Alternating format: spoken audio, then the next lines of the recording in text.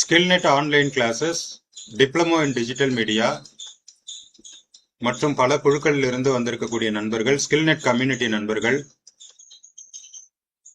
+2 முடித்துவிட்டு என்ன படிக்கலாம், 10th முடித்துவிட்டு மேற்கொண்டு என்ன படிக்கலாம் அப்படின்னு திட்டமிட்டு கொண்டிருக்கக்கூடிய மாணவர்கள் மற்றும் மாணவர்களுடைய பெற்றோர்கள் அனைவரையும் ஸ்கில்நெட் கம்யூனிட்டி சார்பாக அன்போடு வரவேற்கிறேன். நம்ம வாரந்தோறும் ஞாயிற்றுக்கிழமைகள்ல சமூகத்துக்கு பயனளிக்கக்கூடிய பல்வேறு விஷயங்களை தொடர்ந்து பகிர்ந்து கொள்வதற்காக இந்த ஸ்கில்நெட் கம்யூனிட்டி மூலமாக வாரம் ஒரு சந்திப்பு என்ற ஒரு புதிய அறிவிப்பை கொடுத்து நாங்கள் தொடர்ந்து 3வது வாரமாக இன்று உங்களை சந்திக்கிறோம். இன்னைக்கு +2 முடிச்சுட்டு இருக்கிறவங்க, 10th முடிச்சுட்டு இருக்கிறவங்க என்ன படிக்கலாம் அப்படிங்கிறத பத்தி ஒரு தெளிவான அழகான வழிகாட்டுதலை வழங்குவதற்காக நம்ம ஆலூரிலிருந்து முகமது அஸ்கர் சார் அவர்கள் காத்திருக்கிறார்கள். திருவிதாங்கோடு கல்லூரியில தமிழ்துறை பேராசிரியராக இருக்கிறார். மேலும் பல கல்வி திட்டங்களை வடிவமைத்து வழிநடத்தி கொண்டிருக்கக்கூடியவங்க. நிறைய ஆன்லைன் கோர்சஸ் நாங்க கிட்டத்தட்ட ஒரு 5 ஆண்டுகளாக இணையம் வழியாக பல்வேறு பயிற்சிகளை நாங்கள் வழங்கி கொண்டிருக்கிறோம். அதுலேயும் குறிப்பாக பார்த்தீங்கன்னா டிஜிட்டல் ஜேர்னலிஸ்டில் தொடங்கிய எங்களுடைய பயணமானது டிஜிட்டல் மீடியா மற்றும் journalism, mobile journalism, nutrition course, psychology course, education psychology, family சைக்காலஜின்னு பல்வேறு விதமான பயிற்சிகளை நாங்கள் தொடர்ந்து வழங்கி கொண்டிருக்கிறோம். எப்பவுமே நிறைய கிளாஸஸ் ரெகுலராக டெய்லி போயிட்டு இருக்கும். அது ஃபுல் அண்ட் ஃபுல் ஆன்லைன்ல நம்ம பண்றோம். அது மத்திய அரசாங்கத்தோட அங்கீகாரம் பெற்ற சான்றிதழ், NSDC நேஷனல் ஸ்கில் டெவலப்மெண்ட் கார்பரேஷனுடைய சான்றிதழோடு கூடிய பயிற்சிகள். ரொம்ப ரொம்ப எளிமையாக எல்லாருக்கும் பயனுள்ள வகையில நம்ம பல பயிற்சிகள் வழங்கிட்டு இருக்கிறோம். அதே போல சென்னை எடியூபிளண்ட் ஸ்கில் டெவலப்மெண்ட் அகாடமியோடு இணைந்து நம்ம மாண்டிச்சேரி கோர்சஸும் நம்ம கொடுத்துட்டு இருக்கிறோம். 1 இயர் கோர்ஸ். அதே போல சில கோர்சஸ் 6 மந்த் கோர்ஸ், நிறைய கோர்சஸ் இருக்கு. இன்னைக்கு +2 முடிச்சுட்டு நம்ம பசங்க என்ன படிக்கலாம் அப்படிங்கறத பத்தி தான் நம்ம இன்னைக்கு ஒரு வழிகாட்டுதல் நிகழ்ச்சி நடத்த போகிறோம். இப்ப நம்ம ஸ்கில்நெட்டை பத்தி உங்களுக்கு சின்ன அறிமுகம். ஏன்னா நிறைய பேர் புதுசா இந்த வாரம் ஜாயின் பண்ணிருப்பீங்க. அவங்களுக்காக எங்களை பற்றிய ஒரு சிறு அறிமுகத்தோட நம்ம இன்னைய பயிற்சி வகுப்புக்குள்ள போகலாம்.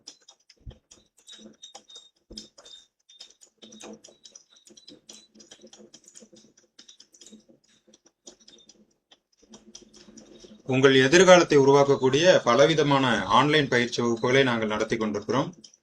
வாய்ப்பு கிடைக்கும் போது நேரடியாகவும் சில பயிற்சி வகுப்புகளை நாங்கள் வழங்குகிறோம். கல்லூரிகளுக்கும் பயிற்சிகள் நடத்தப்படுகிறது.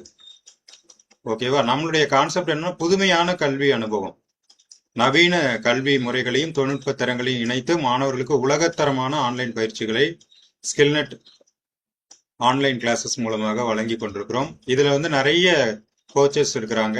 அவங்க எல்லாருமே அந்தந்த சப்ஜெக்ட்ல அவங்க மாஸ்டர்ஸா இருப்பாங்க. ஓகேவா? அவங்க எல்லாருமே நமக்கு அவங்க சப்ஜெக்ட்ல கிளாஸ் எடுப்பாங்க. நான் டிப்ளமோ இன் டிஜிட்டல் மீடியா அந்த கிளாஸ் எடுக்கிறேன். அப்புறம் டிஜிட்டல் ஜேர்னலிசம் சம்பந்தமான பயிற்சி வகுப்புகள் எடுக்கிறேன். அஸ்கர் சார் நியூட்ரிஷன் மற்றும் சைக்காலஜி போன்ற பல்வேறு விதமான பயிற்சிகளை வழங்கிட்டு இருக்கிறாங்க. அதை பற்றிய அறிவிப்புகள் நம்ம குரூப்லயும் நாங்க கொடுக்குறோம். ஓகேவா? நமது சிறப்பம்சங்கள் என்னன்னா ஃபிளெக்சிபிலிட்டி லேர்னிங், எல்லாமே நேரடி பயிற்சி வகுப்பு. நேரடி பயிற்சி வகுப்பு முடிந்த பிறகு ரெக்கார்டிங் கொடுத்துருவோம். இன்னைக்கு கிளாஸ் கூட அப்படிதான். ஏன்னா நீங்க ஒரு நடையில பார்த்து உங்களுக்கு சில விஷயங்கள் புரியாத மாதிரி இருந்தா மறுபடியும் நீங்கள் பார்த்து அந்த இடத்துல நீங்க தெளிவுபடுத்திக் கொள்ளலாம். அதே போல எல்லாம் பிராக்டிக்கலா இருக்கும். நிறைய விஷயங்கள் உங்களுக்கு பிராக்டிக்கலா இருக்கும். தொழில் வாய்ப்புகளுக்கான வழிகாட்டுதல் நமக்கு வழங்கப்படும். ஏன்னா அரசு சான்றிதழ் இருக்கிறதால நீங்க இந்த பயிற்சிக்கு பிறகு நீங்க தொழில் வாய்ப்புகளை பயன்படுத்திக்கலாம். முதல்ல diploma in digital media technology. அது என்ன சார் அது அப்படின்னு கேட்டீங்கன்னா, இன்னைக்கு உலகமே டிஜிட்டல் மீடியால தான் இருக்கிறாங்க.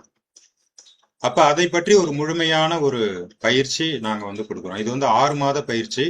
வாரந்தோறும் சனி மற்றும் ஞாயிறு இரவு 7 மணி முதல் 9 மணி வரை ஜூம் மீட் வழியாக இந்த பயிற்சியானது நடைபெறும். இதுல எல்லாமே உங்களுக்கு கவர் ஆயிடும். ஓகேவா? இப்ப நீங்க ஏதோ ஒரு டிஜிட்டல் மீடியால ஏதோ ஒரு விஷயத்துல நீங்க கிளவரா இருந்தீங்கன்னா அதை மட்டுமே வச்சுக்கிட்டு எல்லாத்தையுமே சாதிக்க முடியாது. அப்ப என்னன்னு தெரியணும், இன்னைக்கு இருக்கிற ஏஐ டெக்னாலஜில ஆரம்பிச்சு social media management, graphic design, video designing, content creation, digital marketing, artificial intelligence tools பயன்படுத்துறது, எல்லாவற்றையும் ஒரு தொகுப்பாக உங்களுக்கு சொல்லிக் கொடுக்கறது தான் diploma in digital media technology. வாரந்தோறும் சனி ஞாயிறு நடக்குது.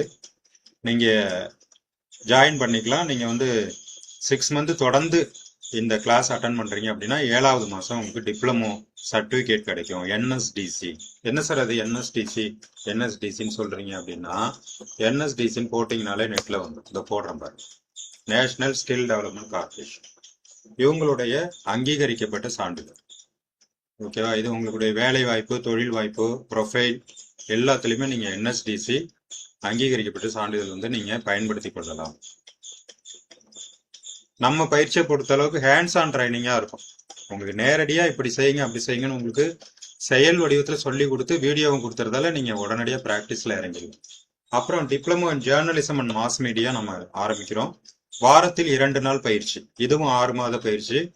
இந்த 6 மாத பயிற்சியில news reporting, editing, media ethics, broadcasting skills, field experience இது எல்லாத்தையும் கலந்து ஒரு இதழியல் சார்ந்த ஒரு பயிற்சி ஆன்லைன்ல நாம வெகு விரைவில் தொடங்க இருக்கிறோம். அடுத்த மாசமே அதை ஆரம்பிச்சிடும். அதுக்கப்புறம் பாத்தீங்கன்னா டிஜிட்டல் மீடியா டெக்னாலஜி, மனநலம் மற்றும் ஆலோசனை சார்ந்த பயிற்சிகள், சைக்காலஜி சம்பந்தப்பட்ட class, diploma in education psychology, இதுவும் வந்து 6 மாத கல்வியிலையும் இருக்கு, 1 வருட கல்வியிலையும் இருக்கு. டிப்ளமோ இன் ஃபேமிலி கவுன்சிலிங், குடும்ப உறவுகள் மற்றும் மனநலம் சார்ந்த பிரச்சனைகளை புரிந்து தீர்வு காணுவதற்கான டிப்ளமோ பயிற்சி. அப்புறம் PG diploma in applied psychology, clinical psychology, அதற்கான தெரப்பி இதெல்லாம் உள்ளடக்கிய ஒரு ஓராண்டு பயிற்சி நம்ம வந்து தொடர்ந்து வழங்கி கொண்டிருக்கிறோம். இதோட நம்ம எல்லாத்துலயுமே வந்து ஃபர்ஸ்ட் பேட்ச் முடிச்சு செகண்ட் பேட்ச் நடத்திட்டு இருக்கோம். இப்ப நான் சொன்ன எல்லா பயிற்சியுமே 2வது கட்டத்துல இருக்கு. ஃபர்ஸ்ட் பேட்ச் முடிச்சு செகண்ட் பேட்ச். அதே போல ஜேர்னலிசம் பாத்தீங்கன்னா 5 ஆண்டுகளாக தொடர்ந்து இப்ப 5வது வருஷம் நாங்க கிளாஸ் நடத்திட்டு இருக்கிறோம். இப்ப அடுத்த மாசம் பாத்தீங்கன்னா diploma in nutrition and diet counselling, இந்த பயிற்சியானது 6 மாத பயிற்சியாக இருக்கிறது. இதுல வந்து நீங்க உணவுத்துறை சார்ந்த பயிற்சி, டயட்டிஷியன் கோர்ஸ் நீங்க முடிச்சிடலாம். Balance diet planning, wait management, health counselling, nutrition science இதெல்லாம் உள்ளடக்கிய ஒரு பயிற்சி.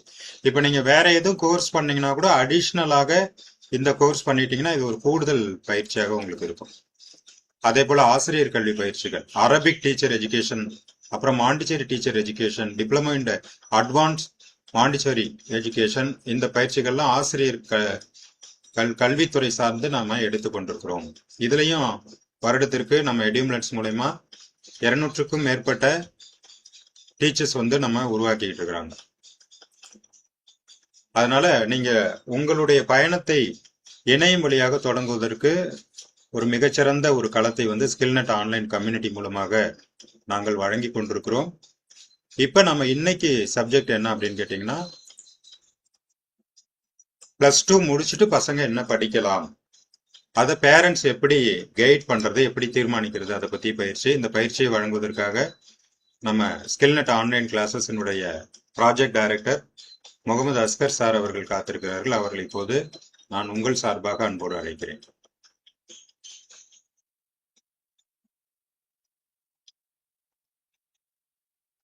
ஓகே சார், நீங்க ஸ்டார்ட் பண்ணுங்க சார்.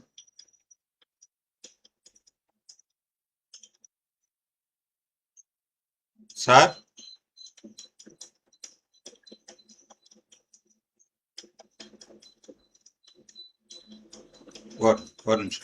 ஒரு நிமிஷம் சார், நான் அன்மியூட் பண்றேன் சார் உங்களுக்கு. இப்ப அன்மியூட் பண்ணுங்க சார்.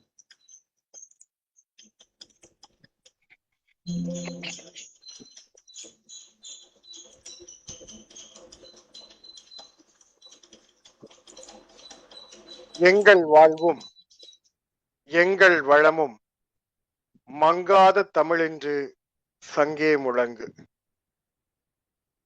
ஸ்கில்நெட் கம்யூனிட்டி சார்பில் வாராந்திரமாக நடைபெற்று வரும் இந்த இணையவழி சிறப்பு கருத்தரங்கு பகுதியில் இன்றைக்கு உங்களோடு உயர்கல்வி வழிகாட்டுதலுக்கான மிக முக்கியமான ஒரு தலைப்பில் உரையாடுவதற்காக இணைந்திருக்கிறோம்.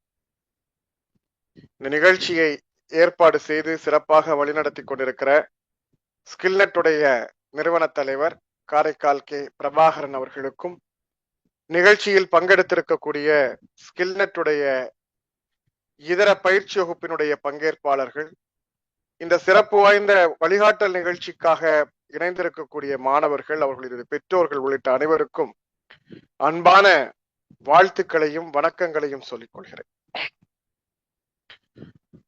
இது ஒரு சீசன் டைம். நீங்கள் 12ஆம் வகுப்பு முடித்து உயர்கல்வியை தொடரப் போகிற இந்த இறுதி பருவத்தில் இருக்கிற போதே ஒவ்வொரு நாளும் உங்கள் வீட்டிற்கு நிறைய தொலைபேசிகள் வந்து கொண்டே இருக்கும். கடிதங்கள் வரும், போன் கால்ஸ் வரும், வாட்ஸ்அப் மெசேஜ் வரும், இமெயில் வரும். ஒவ்வொருவரும் ஒவ்வொரு விதமான படிப்புகளை சொல்லிக் கொண்டிருப்பார்கள். ஒவ்வொரு கல்லூரிகளும் ஒவ்வொரு விதமான வசதி வாய்ப்புகளை சொல்லிக் கொண்டிருக்கும்.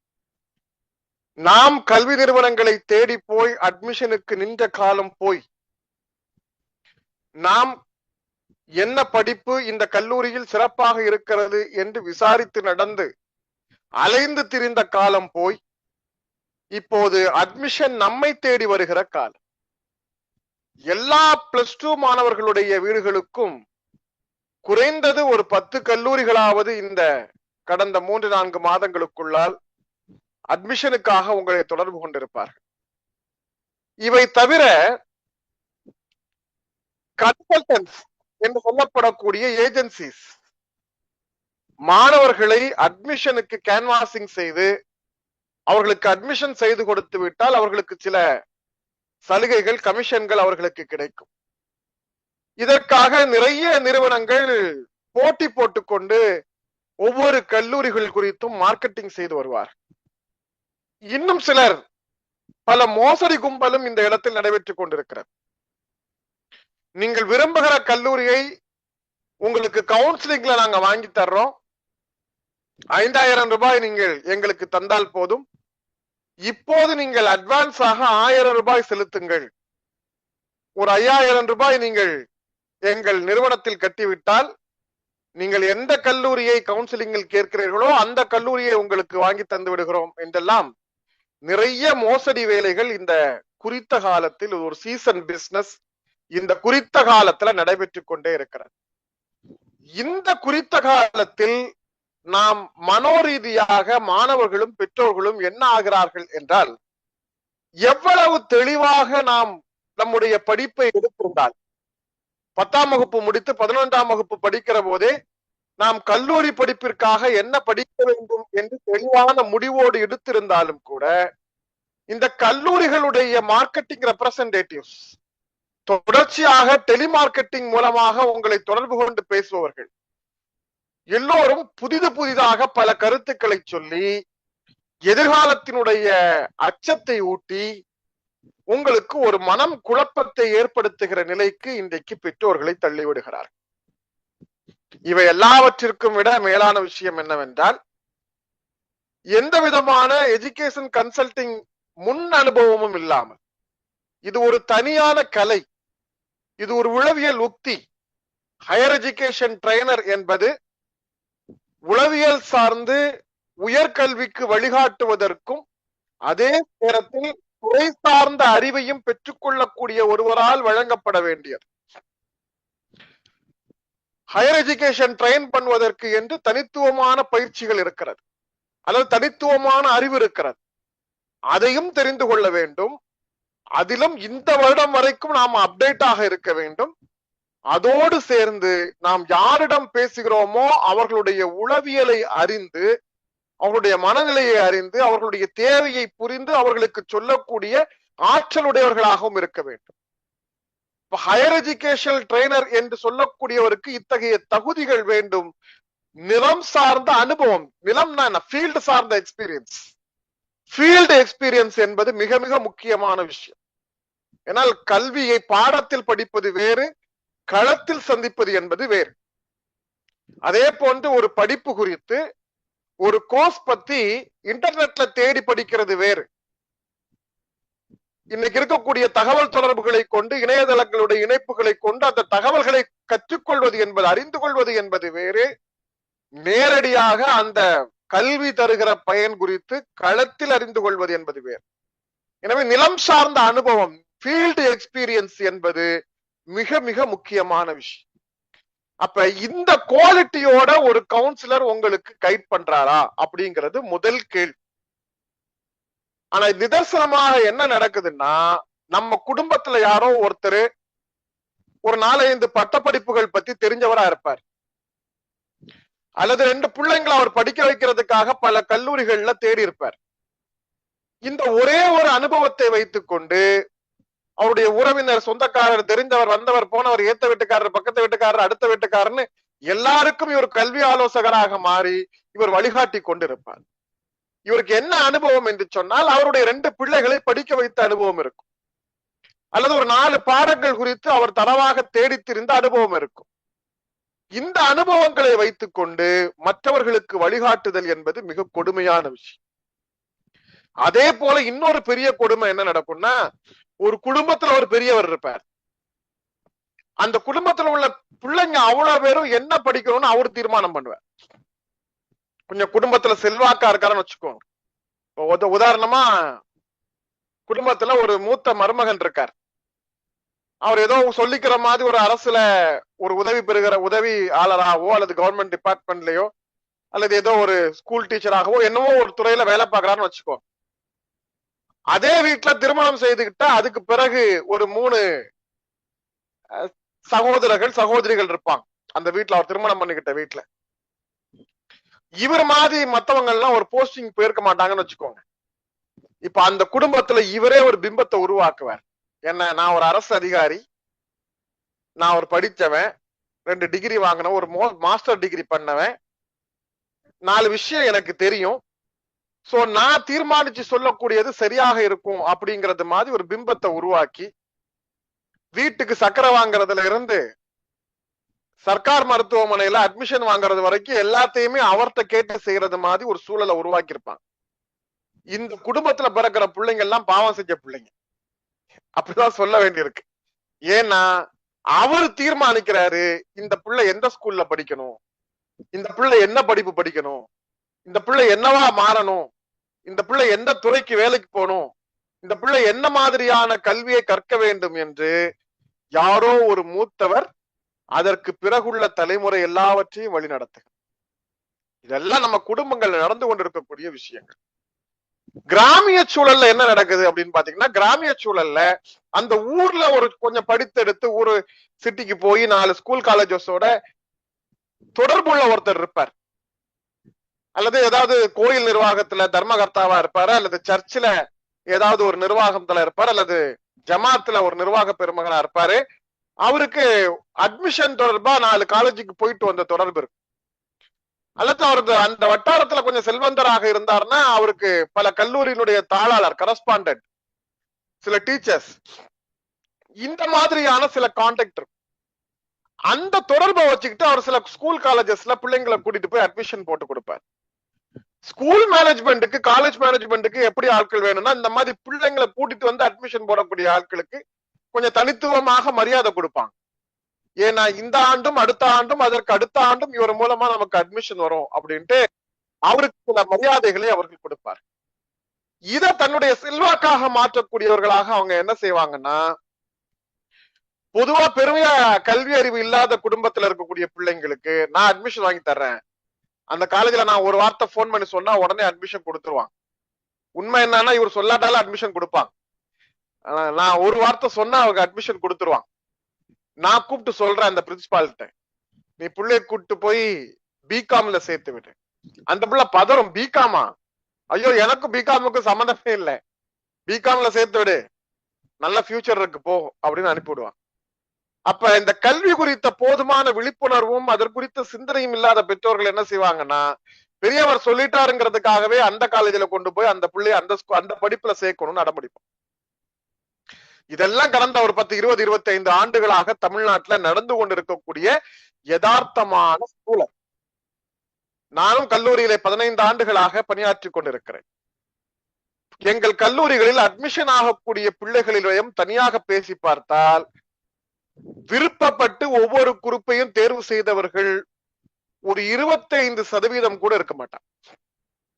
மீதி இருக்கிற 75% யாரோ சொன்னாங்கிறதுக்காக சேர்ந்தது, என் ஃப்ரெண்டு இந்த படிப்பை தேர்வு செய்தாங்கிறதுக்காக சேர்ந்தது, இது நல்ல படிப்புன்னு சொன்னாங்கிறதுக்காக சேர்ந்தது. வேற ஒரு படிப்பு கேட்ட சார், அந்த சீட் ஃபில் ஆயிருச்சுன்னு என்ன இங்க காலேஜ்ல இருந்து டிரான்ஸ்பர் பண்ணி விட்டாங்க சார்னு சேர்த்தது. இப்படி ஒவ்வொருத்தரும் ஒவ்வொரு கதையை சொல்லுவான். அப்ப 25% தான் ஒரு படிப்பை முழுமையாக தெரிந்து கொண்டு புரிந்து கொண்டு அந்த படிப்பு என்ன தரும் என்பதை முழுமையாக அறிந்து கொண்டதற்கு பிறகு அந்த படிப்பை தேர்வு செய்வது. மீதம் 75% நான் சொன்ன எல்லா கேட்டகரியும் இருக்கு. அப்ப இந்த சூழல்ல இன்னைக்கு நாம பேசக்கூடிய தலைப்பு என்பது மிக மிக முக்கியமானது. என்ன, நான் இன்னைக்கு என்ன படிப்பு நல்ல படிப்புன்னு நான் உங்கள்ட்ட சொல்ல போகல, அது வேற நிகழ்ச்சி. பின்னால தேவைப்பட்டா அப்படி ஒரு நிகழ்ச்சி நடத்தலாம்.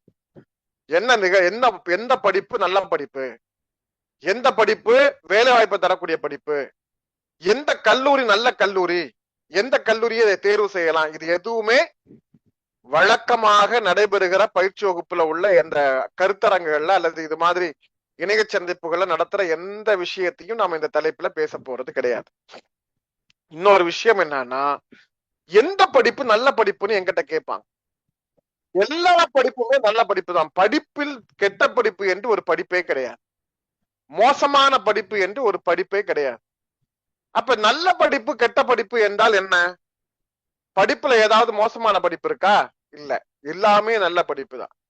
எல்லாத்துக்குமே நல்ல எதிர்காலம் இருக்கிறது, எல்லாத்திற்குமே சிறந்த தேவைகள் இருக்கிறது. ஆனால் வெறும் படிப்பு மட்டும் நம்முடைய பிள்ளைகளுக்கு போதாது. வெறும் படிப்பை மட்டும் வைத்திருந்தால் நல்ல படிப்பு இல்லாம போயிடும். 3 வருடம் 5 வருடம் காலேஜுக்கு மட்டும் போய் டிகிரியை மட்டும் வாங்கி வச்சுட்டு நான் நல்ல படிப்பு படிச்சிருக்கிறேன்னா அது நல்ல படிப்பிற்கான இலக்கணமாக இருக்காது. அப்ப நல்ல படிப்பு அப்படிங்கிறது என்னன்னா, நீங்கள் அந்த துறையில் நல்ல நிபுணராக வர வேண்டும். எக்ஸ்பர்ட்ஸ், அந்த எக்ஸ்பர்ட்ஸ் என்கிற அந்த தகுதியை நீங்கள் எந்த துறையில் அடைந்தாலும் சரி, அது தொழில்நுட்பத்துல இன்னைக்கு சொல்றாங்க கம்ப்யூட்டர்ல வேலை கிடைக்காது, கம்ப்யூட்டர் சயின்ஸ் எடுத்தா வேலை கிடைக்காதா சார், ஐடில போனா வேலை கிடைக்காதா சார், இன்னைக்கு கம்ப்யூட்டர் இன்ஜினியர்ஸ் நிறைய பேரை வேலையை விட்டு தூக்கிட்டாங்க சார். சென்ற வாரம் கூட ஒரு அமெரிக்கா நிறுவனம் ஒரே நாள் இரவில் 36,000 பணியாளர்களை உலகம் முழுக்க அவருடைய கிளைகளில் இருந்து ஒரே இரவில் பணி நீக்கம் செய்து விட்டார்கள். 33,000 பேர், 33,000 பேர், 33,000 பேரை ஒரே இரவில் பணி நீக்கம் செய்து விட்டார்கள். இப்ப இந்த 33,000 பேர்ல 8,000 பேர் இந்தியர்கள். இந்த செய்தியை பார்க்கும்போது மாணவர்களுக்கும் அவர்களுடைய பெற்றோர்களுக்கும் ஒரு சந்தேகம் இருக்கிறது. கம்ப்யூட்டர் இன்ஜினியர் 33,000 பேர் வேலை இழந்துட்டான் ஒரே நைட்ல. அப்ப கம்ப்யூட்டர் ஃபீல்டு ஏஐ டெக்னாலஜி வந்ததுனால பணிகளை இழந்து கொண்டிருக்கிறது. சோ இப்ப நீங்க கம்ப்யூட்டர் சாஃப்ட்வேர் படிக்க வேண்டாம், ஏஐ டெக்னாலஜி படிப்போம். ஏன்னா ஏஐ படிச்சா நமக்கு வேலை கிடைக்கும், சாஃப்ட்வேர் படிச்சா வேலை போயிடும். இப்ப நான் ஒரே ஒரு விஷயம் உங்கள்ட்ட கேட்கிறேன். 33,000 பேரை பணி நீக்கம் செய்யக்கூடிய அமெரிக்க நிறுவனத்தில் உலக நாடுகள் முழுக்க எத்தனை ஆயிரம் கிளைகள் இருக்கும்? அதில் எத்தனை ஆயிரம் பணியாளர்கள் வேலை செய்வார்கள்? அதில் 33,000 பேரை மட்டும் தனித்துவமாக பணி நீக்கம் செய்திருக்கிறார்கள் என்றால் இந்த பணி நீக்கம் செய்வதற்கான தேர்வை அவர்கள் எப்படி நடத்தியிருப்பாங்க?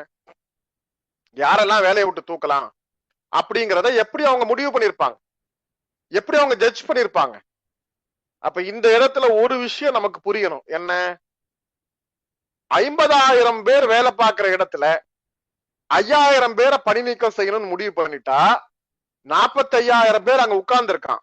5,000 பேரை குறைக்கிறாங்க. எப்படி குறைப்பாங்க? அந்த துறையில் இருப்பதிலேயே பலவீனமானவர். பலவீனம்னா ஹெல்த்ல இல்ல, அந்த சப்ஜெக்ட்ல அப்டேட் ஆகாம, நாலேஜ்ல அப்டேட் ஆகாம, கரண்டா வந்திருக்கக்கூடிய தொழில்நுட்பத்தை கத்துக்கொள்ளாம, புதிதாக வந்திருக்கக்கூடிய விஷயங்களை தெரிந்து கொள்ளாமல், புதியனவற்றை தன்பால் கொண்டு சேர்க்காதவர்கள் யாரெல்லாம் இருக்காங்களோ, யாரெல்லாம் தன்னை அப்டேட் பண்ணி கொள்ளாதவர்கள், புதிய திறன்களை கற்றுக்கொள்ளாதவர்கள், புதிய கல்விகளை அறிந்து கொள்ளாதவர்கள், புதிய எந்திரங்களை இயக்க தெரியாதவர்கள், இததான் ஃபில்டர் பண்ணக்கூடியது இல்லையா? எப்படி எல்லாம் ஃபில்டர் பண்றது அப்படி. சோ இப்படி 50,000 பேர்ல 5,000 பேரை நீக்கணும்னா இப்படிதான் முதல் கட்டமா ஃபில்டர் பண்ணுவாங்க. இப்ப 45,000 பேர்ல இன்னும் 5,000 பேரை குறைக்கணும். அடுத்த கட்டமா யாரெல்லாம் திறமை குறைவாக இருக்கிறாங்க, ஆர்வம் குறைவாக இருக்கிறாங்க, முன்னேற்றம் இல்லாம இருக்காங்க. கம்பெனில வேலைக்கு சேர்ந்து 3 வருஷம் ஆகி ஒரே இடத்துல உட்கார்ந்து இருக்கிறாங்க. ஒரு இன்சென்டிவ் வாங்கல, இன்கிரிமெண்ட் வாங்கல, ப்ராஜெக்ட்ல அடுத்த கட்டத்துக்கு போகல, எதுவுமே செய்யல. ஜாயின் பண்ணது மாதிரி அப்படியே 3 வருஷமா 5 வருஷமா வேலை பார்த்துட்டு இருக்கான். நீக்கு இவன் தேவையில்லை. அப்போ ஒரு விஷயம் நமக்கு தெளிவா புரியணும். எந்த படிப்பாக இருந்தாலும் நீங்கள் நல்ல பணியிடத்தை பெற வேண்டும் என்றால், நல்ல அதிகாரத்தை பெற வேண்டும் என்றால், நல்ல செல்வாக்கு மிக்க பதவிகளை பெற வேண்டும் என்றால் வெறும் படிப்பு மட்டும் போராது. சிறந்த கல்லூரி தமிழ்நாட்டுல அந்த காலேஜ்ல படிச்சுட்டா மட்டும் இதெல்லாம் கிடைச்சிருமா? அந்த காலேஜ் சிறந்த காலேஜ்.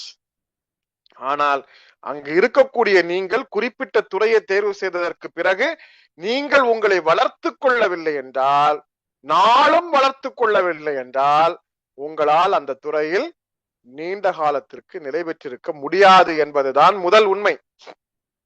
இப்ப நான் சப்ஜெக்ட் வரேன், இப்பதான் வர்றேன். அப்ப இது எப்படி நிகழ்கிறது? ஏன் ஒரு குறிப்பிட்ட பகுதி மக்கள் வளர்ந்துகிட்டே போறாங்க, ஏன் ஒரு குறிப்பிட்ட மக்கள் வெளியேறாங்க அப்படின்னா, யார் வளர்ந்துகிட்டு போவா? உண்மையிலேயே அந்த படிப்பை ஆசையாக படித்தவர்கள், ஆர்வத்தோடு படித்தவர்கள், முழு ஈடுபாடோடு படித்தவர்கள், அந்த துறை சார்ந்து இருக்கக்கூடிய இதர கல்விகளை கற்றவர்கள், அந்த துறை சார்ந்த திறன்களை வளர்த்து கொண்டவர்கள், இவர்கள் ஒருபோதும் பின்தங்க மாட்டார்கள், முன்னேறி போய்கொண்டே இருப்பார். அப்ப இங்க அடிப்படையில ஒரு விஷயம் நமக்கு தெளிவாகுது. ஏன் எந்த படிப்பையும் கஷ்டப்பட்டு படிக்க கூடாது. படிப்பு என்பது சந்தோஷமாக படிக்கக்கூடியது. Enjoy your self. படிப்பு என்பது சந்தோஷமாக படிக்கக்கூடியது. எந்த காலேஜ்லயாவது எந்த பையனையாவது போய் பார்த்தா சந்தோஷமா படிக்கிறானா? எந்த ஸ்கூல்லயாவது எந்த பிள்ளையாவது சந்தோஷமா படிக்குதா? கொரோனா காலகட்டத்துல 2 ஆண்டுகள் வீட்டுல இருந்ததுக்கு பிறகும் அடுத்த நாள் ஸ்கூலுக்கு போகணும்னா கஷ்டமா இருக்கு, மூஞ்செல்லாம் வாடி போயிடுச்சு. அப்ப படிப்பு இங்க சந்தோஷமாக இல்ல. காரணம், நாம் அதை மகிழ்ச்சிக்குரிய விஷயமாக எடுத்துக்கொள்ளவில்லை. இப்ப எந்த துறை உங்களுக்கு ஆர்வம் ஊட்டுகிற துறை, எந்த துறை உங்களுக்கான துறை, என்ன படிச்சா நாம நல்லா ஆவோம், உங்களுக்கான இன்ட்ரெஸ்ட் எது? அந்த இன்ட்ரெஸ்ட் இருக்கக்கூடிய துறையை நீங்கள் தேர்வு செய்ய வேண்டும். இதுதான் அடிப்படை சித்தாந்தம். உங்களுக்கு அதை பார்த்தவுடன் ஒரு பிடித்தம் வரும். அது எந்த காலேஜா இருந்தாலும் சரி, ஒரு கடைகோடி மாவட்டத்தில் இருக்கக்கூடிய ஒரு கடைசி விளிம்புநிலை பிள்ளைகள் படிக்கிற ஒரு கல்வி நிறுவனமாக இருந்தாலும் சரி, அங்க படித்தாலும் உங்களால் மிக உயர்ந்த இடத்தை அடைய முடியும். நீங்கள் ஆர்வம் இருக்கும் கல்லூரியை, ஆர்வம் இருக்கும் படிப்பை நீங்கள் தேர்வு செய்யலாம். அப்ப எந்த காலேஜ்ல படிக்கிறோம் அப்படிங்கிறது முக்கியம் இல்ல. நல்ல இன்ஃப்ராஸ்ட்ரக்சர் இல்லாத காலேஜா இருக்கலாம், நல்ல டீச்சிங் எய்ட்ஸ் இல்லாத காலேஜா இருக்கலாம், நல்ல லேப் ஃபெசிலிட்டி மாதிரியான அடிப்படை கட்டமைப்புகள் இல்லாத விஷயமா இருக்கலாம். ஆனாலும் அவன் முன்னேறுவான். ஏனென்றால் அவனுக்கு தேவையானது, அவனுக்கு பிடித்தது என்றால் அது எங்கிருந்தாவது தேடி எடுத்துக் கொள்வதுதான் அவனுடைய இயல்பாக. அப்ப இந்த ஆர்வத்தை நாம் கொடுக்க வேண்டும் என்றால் ஒரே ஒரு விஷயம், முதல் கட்டமாக அந்த பிள்ளைகள் எதை விரும்புகிறார்கள்.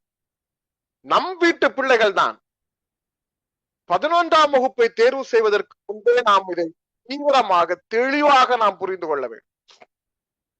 11ஆம் வகுப்பு சேர்றதுக்கு முன்னாடியே இவன் எதிர்காலத்தில் எதற்குரியவன் என்று கண்டறிந்திருக்க வேண்டும். பெற்றோர்கள் கண்டறிந்திருக்க வேண்டும். பிள்ளைகளை பெற்றோர்கள் புரிந்து கொள்ளாவிட்டால் வேறு யார் புரிந்து கொள்வார்? யாதோ ஒரு ஊர் பெரியவர் உங்க பிள்ளைகளை புரிஞ்சுக்க முடியுமா? அவனுடைய ஆசையை புரிந்து கொள்ள முடியுமா? அவனுடைய ஏக்கத்தை புரிந்து கொள்ள முடியுமா? அவன் தேடலை புரிந்து கொள்ள முடியுமா? உங்கள் குடும்பத்தில் இருக்கக்கூடிய ஒரு பெரியவரால் புரிந்து கொள்ள முடியுமா? உங்கள் ஊரில் இருக்கக்கூடிய ஒரு கல்வியாளரால் புரிந்து கொள்ள முடியுமா?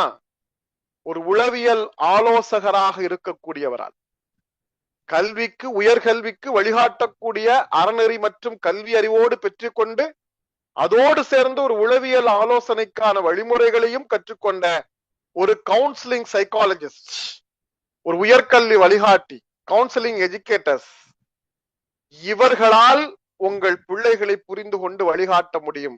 அவை அல்லாமல் ஒரு குழந்தையை புரிந்து கொண்டு வழிகாட்டுவதற்கு பெற்றோர்கள் அன்றி வேறு யாராலும் முடியாது.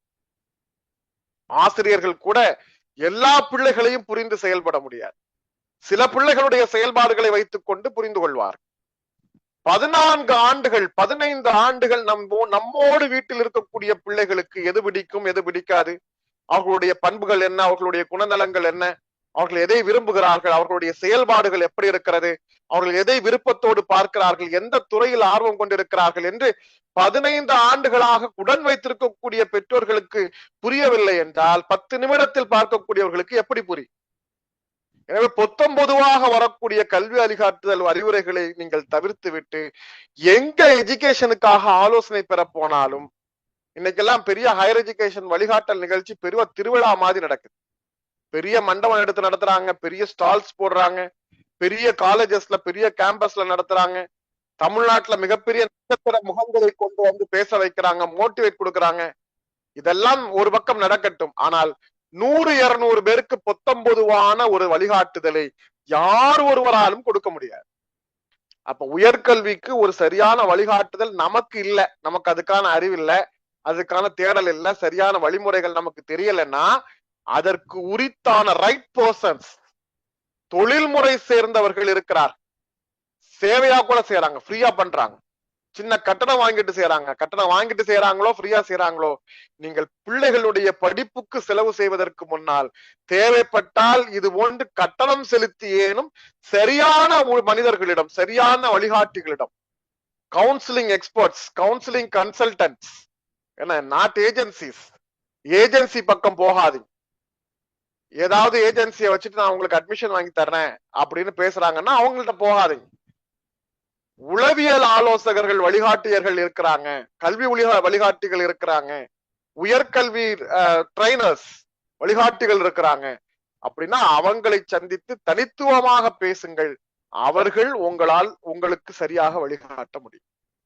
இப்ப உங்களுக்கு 15 வருஷம் 17 வருஷம் பையன் 10th முடிச்சுட்டா அல்லது +2 முடிச்சுட்டா, இனி அடுத்த கட்டமாக அவன் என்ன படிக்கணும்னு சொல்றான், நீங்க என்ன படிக்கணும்னு நினைக்கிறீங்க, ஊரும் உலகமும் என்ன படிக்க சொல்லுது, இதுல அவன் எதுக்கு பொருத்தமானவனா இருப்பான் அப்படிங்கிறதுக்கு ஒரு சின்ன ஸ்லைட்ஸ் ஷேர் பண்ணி உங்களுடைய பிள்ளைகளுடைய குணநலன்கள், பண்பு நலன்கள், உங்களுடைய இயல்பாக உங்களுடைய வீட்டு பிள்ளைகள் இப்படி இருந்தால் அவர்கள் இந்த துறைக்கு பொருத்தமானவர்களாக இருப்பார்கள், இந்த துறையில் சாதிக்கக்கூடியவர்களாக இருப்பார்கள்னு நான் இப்போது ஒரு பட்டியலை உங்களுக்கு நீளமாக விளக்கிவிட்டு என்னுடைய இந்த உரையை நிறைவு செய்வேன். அதற்கு பிறகு உங்களுடைய கேள்விகளுக்கு நான் பதில் சொல்வேன்.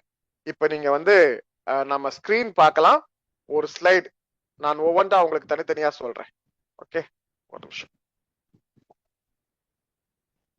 வீடியோ தேவையில்ல, ஃபுல் ஸ்கிரீன்.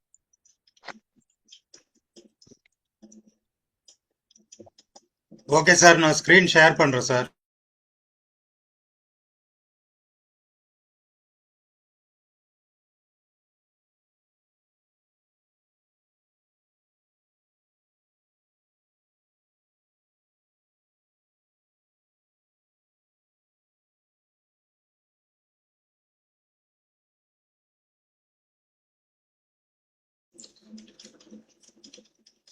ஓகே சார், நான் ஸ்கிரீன் ஷேர் பண்ணிட்டேன் சார். ஃபர்ஸ்ட் ஸ்கிரீன்ல இருந்து இருக்கு சார்.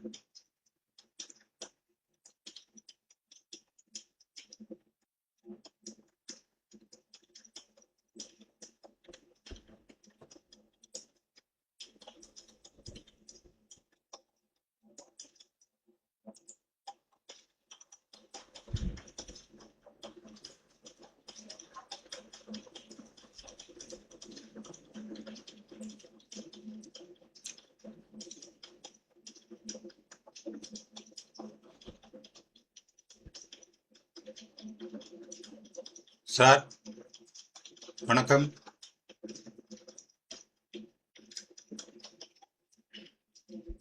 சார் ஒரு நிமிஷம், உங்க ஆடியோ வரல. ஒரு நிமிஷம்.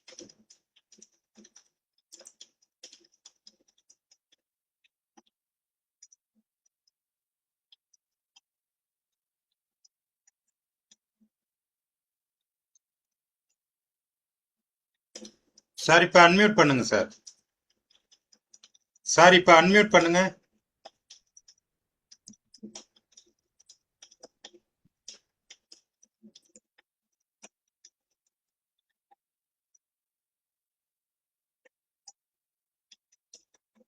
சார் இப்ப அன்மியூட் பண்ணுங்க சார். எஸ் சார், ஓகே, இப்போ கிளியரா இருக்கு. ஒரே நிமிஷம் சார்.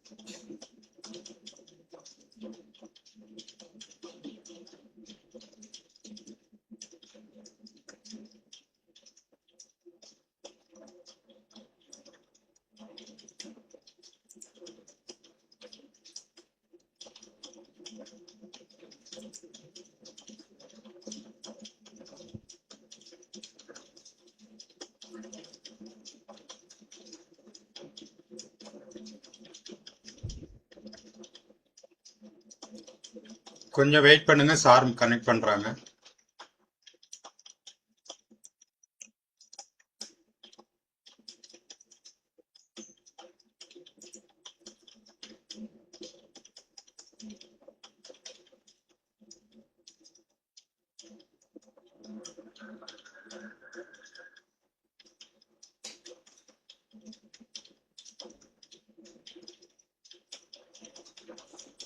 சார் இப்ப கேக்குதா? ஓகே, கேக்குது சார். ஒரே செகண்ட் சார்.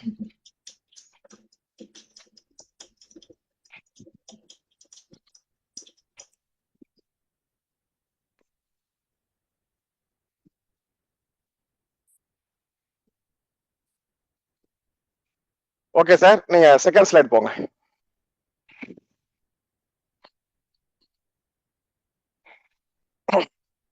ஓகே, இப்ப நீங்க ஒரு விஷயத்த தெளிவா தெரிஞ்சுக்கோங்க.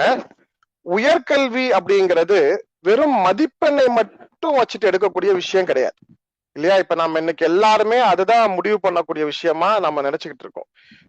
நீங்க நல்ல மார்க் எடுத்தீங்கன்னா இந்த காலேஜுக்கு போக முடியாது, நீங்க நல்ல மார்க் எடுக்கலைன்னா இந்த படிப்பு எடுக்க முடியாது அப்படின்னு முழுக்க முழுக்க நீங்க மதிப்பெண் அப்படிங்கறத மட்டுமே தான் நம்ம அடிப்படையா வச்சுட்டு யோசிச்சுட்டு இருக்கோம். ஆனா மதிப்பெண் அல்லாத சில விஷயங்கள் இங்க முக்கியம். பொதுவா நம்முடைய இந்திய சூழல் எல்லாமே எப்ப ஸ்கூல் படிக்கிற அந்த பேசிக்ல இருந்து ஆரம்பிச்சோம் அப்படின்னா எப்பவுமே சொல்லுவாங்க நீ நல்ல மார்க் எடுக்கணும், அப்படி நல்ல மார்க் எடுக்கணும். நல்ல மார்க் எடுக்கணுங்கிறதுல எந்த மாற்றமும் இல்லை. ஆனா நல்ல மார்க் எப்ப எடுக்க முடியும் நீங்க யோசிச்சு பாருங்க. ஒரு மேக்ஸ்ல ஒரு பையனுக்கு சரியா மார்க் வரல, அதுக்கு என்ன காரணமா இருக்கும்? அடிப்படையில அவனுக்கு மேக்ஸ்ல பிடித்தம் இல்லை, ஆர்வம் இல்லை, அதுல அவனுக்கு புரிதல்ல சிக்கல் இருக்கு. அப்ப மேக்ஸ் ஆட்டோமேட்டிக்கா குறையும். ஒட்டுமொத்தமாகவே அவனுக்கு எதுவுமே படிப்பு வரலைன்னா அவனுடைய மனநிலையில பிரச்சனை இருக்கு, கவனிப்பு திறன்ல பிரச்சனை இருக்கு, அவனுடைய உள்வாங்கல் திறன்ல பிரச்சனை இருக்கு. அவனை நாம முறையாக ஒரு உளவியல் ஆலோசகர் மூலமாக அவனை பயிற்றுவிக்க வேண்டும். ஆனா இங்க ஏதோ ஒரு சப்ஜெக்ட்ல அவன் வீக்கா இருக்கான், 2 சப்ஜெக்ட்ல வீக்கா இருக்கான் அப்படின்னா அப்ப பிரச்சனை அவன்கிட்ட இல்ல, அவன் படிக்கக்கூடிய படிப்பு அவனுக்கு பொருத்தமானதாக இல்லை. அப்ப அதே மாதிரி நீங்க அந்த பையன் ஒரு +2 முடிச்சு வர்றான், மேக்ஸ் வராத ஒரு பையனை கொண்டு போய் நீங்க இன்ஜினியரிங்ல சேர்த்தீங்கன்னா எந்த இன்ஜினியரிங் கோர்ஸ்ல சேர்த்தாலும் அவனால செயல்பட முடியாது. ஏன்னா இன்ஜினியரிங் என்று சொன்னாலே அங்க கம்பல்சரி கணக்கு என்பது, மேக்ஸ் என்பதுதான் மேஜர். சோ மேக்ஸ் இல்லாத ஒரு இன்ஜினியரிங்க போய் நீங்க சேர்க்க முடியாது.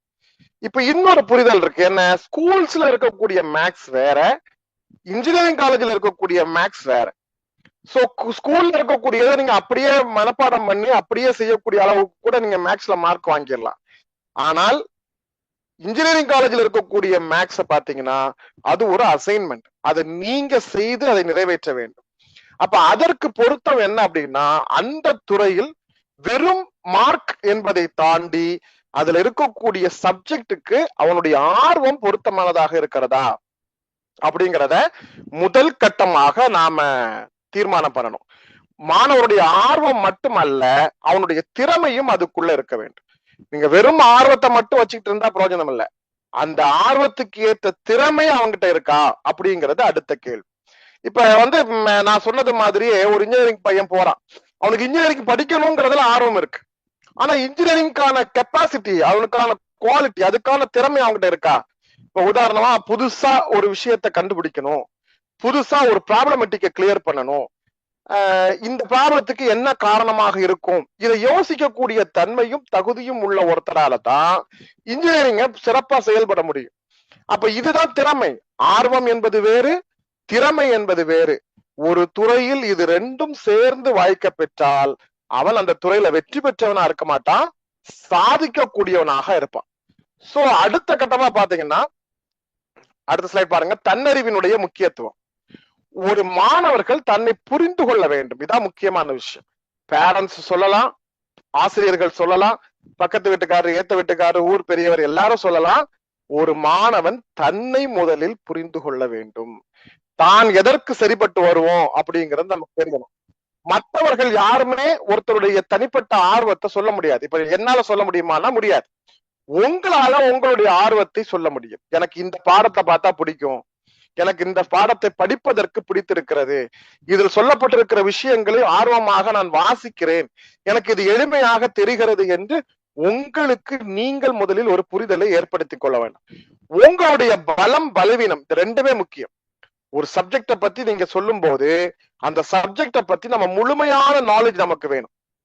அதுல என்னென்ன பேப்பர்ஸ் இருக்கும். இப்ப நீங்க வந்து சிவில் எடுங்க அப்படின்னு ஒருத்தர போட்டு கையை காமிச்சு சொல்லிட்டு போயிடுவாங்க. அந்த சிவில்ல என்னென்ன பேப்பர் வரும் நமக்கு தெரியுமா அப்படிங்கிறது முதல் கேள்வி. வெறும் கட்டுமானம் மட்டும் அல்ல சிவில். அப்ப அந்த சிவில்ல இன்னும் கூடுதலான சப்ஜெக்ட் இருக்கு. அதுல என்னென்ன பேப்பர்ஸ் வரும், ஃபர்ஸ்ட் செமஸ்டர்ல என்ன பேப்பர்ஸ் வரும், செகண்ட் டேர்ம்ல என்ன பேப்பர்ஸ் வரும், தேர்ட் இயர்ல என்ன படிப்போம், இன்டர்ன்ஷிப் எப்படி இருக்கும், இத பத்தின முழுமையான தேடலுக்கு பிறகு முதல்ல நமக்கு இதற்கு பொருத்தமாக இருக்கிறோமா, இதுல நமக்கு பலம் இருக்கிறதா, நாம் இதை தேர்வு செய்வதாக இருந்தால் எதெல்லாம் நமக்கு பலமாக இருக்கும், எதெல்லாம் நமக்கு பலவீனமாக இருக்கும் அப்படிங்கிறத மிக முக்கியமா, இததான் நம்ம உள்ளார்ந்த தேர்வு அப்படின்னு சொல்றோம். உங்களுக்கு நீங்க டீப்பா உங்களுக்குள்ளால ஒரு ரிசர்ச்ச பண்ணி உள்ளார்ந்த தேர்வு ஒன்றை நீங்கள் தேர்வு செய்து அது அந்த உள்ளம், அந்த மைண்ட், அந்த உங்களுக்கு என்று நீங்களே அறிந்து கொண்ட விஷயம், அதுல எவ்வளவு சந்தேகம் வேணாலும் வரலாம், அதுல எவ்வளவு குழப்பங்கள் நீடிக்கலாம், அது எல்லாத்துக்கும் நீங்க நல்ல நிபுணர்களிடம் விளக்கம் கேட்கலாம், தப்பில்ல. பட் எதை தேர்வு செய்யறதுங்கிறத இன்னொருத்த கேட்டீங்கன்னா உங்களால அந்த சரியான தேர்வை ஒருபோதும் எடுக்க முடியாது. அடுத்த ஸ்லைட் பாருங்க, உளவியல் வகைகள்னு இருக்கு. இது முக்கியமான விஷயம். எல்லா மாணவர்களும் ஒரே மாணவர்கள் அல்ல.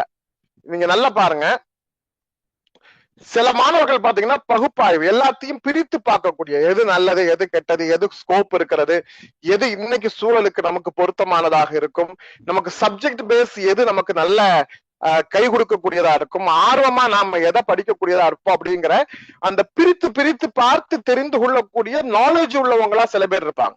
சில பசங்களுக்கு அந்த நாலேஜ் இருக்காது. அப்ப அவங்க வந்து இது மாதிரி ஒரு கன்சல்டன்ட போய் பார்த்து இது மாதிரி அவங்களோட நீண்ட உரையாடல் நிகழ்த்துனீங்க அப்படின்னா அவங்களால உங்களுக்கு வழிகாட்ட முடியும். ஏன்னா எது உங்களுடைய பாசிட்டிவ், எது உங்களுடைய பிளஸ், எதுக்கு நீங்க அதிக முக்கியத்துவம் கொடுக்குறீங்க, எந்த சப்ஜெக்ட் பேரை சொல்லும் போது உங்க முகம் பிரைட்டா இருக்கு, எந்த சப்ஜெக்ட் பேரை சொல்லும் போது உங்க முகம் டல் ஆகுது அப்படிங்கறதெல்லாம் அனலைஸ் பண்ணி அவங்க சொல்லுவாங்க. நாமளா செய்யணும், நம்மளால செய்ய முடியலன்னா ஒரு கல்வி ஆலோசகரை நீங்க ஃபாலோ பண்ணலாம். இன்னும் சில பேர் பாத்தீங்கன்னா படைப்பாற்றல், கலை உணர்வு உள்ளவங்களா இருப்பாங்க, நல்ல கவிதை எழுதக்கூடியவங்களா இருப்பாங்க, கலை இலக்கிய போட்டிகள்ல பங்கேற்கக்கூடியவங்களா இருப்பாங்க, டிராயிங் மாதிரியான ஆர்ட்ல ஆர்வம் உள்ளவங்களா இருப்பாங்க. அப்ப அந்த ஆர்வம் சார்ந்து அவங்களுக்கு ஒரு படிப்பை உருவாக்கி கொடுத்தோம்னா அந்த ஆர்வம் பிளஸ் அதனுடைய டெக்னாலஜி ரெண்டு சேரும் போது அவங்க இன்னும் பல மடங்கு வேகமாக அவங்களுடைய திறமையை வளர்த்து கொள்ள முடியும், அவங்களால ஆர்வத்தோட வெளியே செயல் முடியும். இன்னும் சில பேர் பாத்தீங்கன்னா நல்ல கம்யூனிகேஷன் ஸ்கில் உள்ளவங்களா இருப்பாங்க, நல்ல லாங்குவேஜ் பேசுறவங்களா இருப்பாங்க, மற்றவர்களோட நல்ல ஃப்ரீயா பழகக்கூடியவங்களா இருப்பாங்க. சில பேர் வந்து ரிசோர்ட் டைப்பா இருப்பாங்க, அவங்கள கொண்டு போய் நீங்க வந்து அட்மினிஸ்ட்ரேஷன் படிக்க வைப்பாங்க. அது ரொம்ப ரொம்ப தவறான விஷயம். ரிசோர்ட் டைப் ஒருத்தரால அட்மினிஸ்ட்ரேஷன் செய்யவே முடியாது. ஏன்? அந்த பணி என்ன வேலை? மற்றவர்களை நிர்வாகம் செய்வது, நிர்வாகத்தில் இருக்கக்கூடிய பிரச்சனைகளுக்கு தீர்வு காண்பது, அந்த நிர்வாகத்தில் இருக்கக்கூடிய மக்களோடு அட்ஜஸ்ட் பண்ணி போகணும், அங்க இருக்கக்கூடியவங்களை வேலை வாங்க தெரியணும். அப்ப அதற்கு மற்றவர்களை புரிந்து கொள்வது, மற்றவர்களை பழகுவது, எல்லாரோடும் சகஜமாக இருப்பது, சோசியலா மூவ் ஆவது, இது மாதிரி அடிப்படைகள் அவர்களுக்கு மிக அவசியம். அதை நாம விட்டுக்கிட்டு எம்பிஏ நல்லா இருக்கும், அட்மினிஸ்ட்ரேஷன் நல்லா இருக்கும், ஹெச்ஆருக்கு நிறைய ஸ்கோப் இருக்குன்ட்டு சும்மா இருக்கிற, அதாவது ரிசர்வ்டா இருக்கக்கூடிய ஒரு பையனையோ பொண்ணையோ கொண்டு அதை படிக்க வச்சோம்னா நம்மால அதுல சிறப்பாக ரிசல்ட் எடுக்க முடியாது. அதே மாதிரி பாருங்க, அடுத்த ஸ்லைட்ல பாருங்க, இன்ஜினியரிங் படிக்கிறதுக்கு என்ன பொருத்தம்.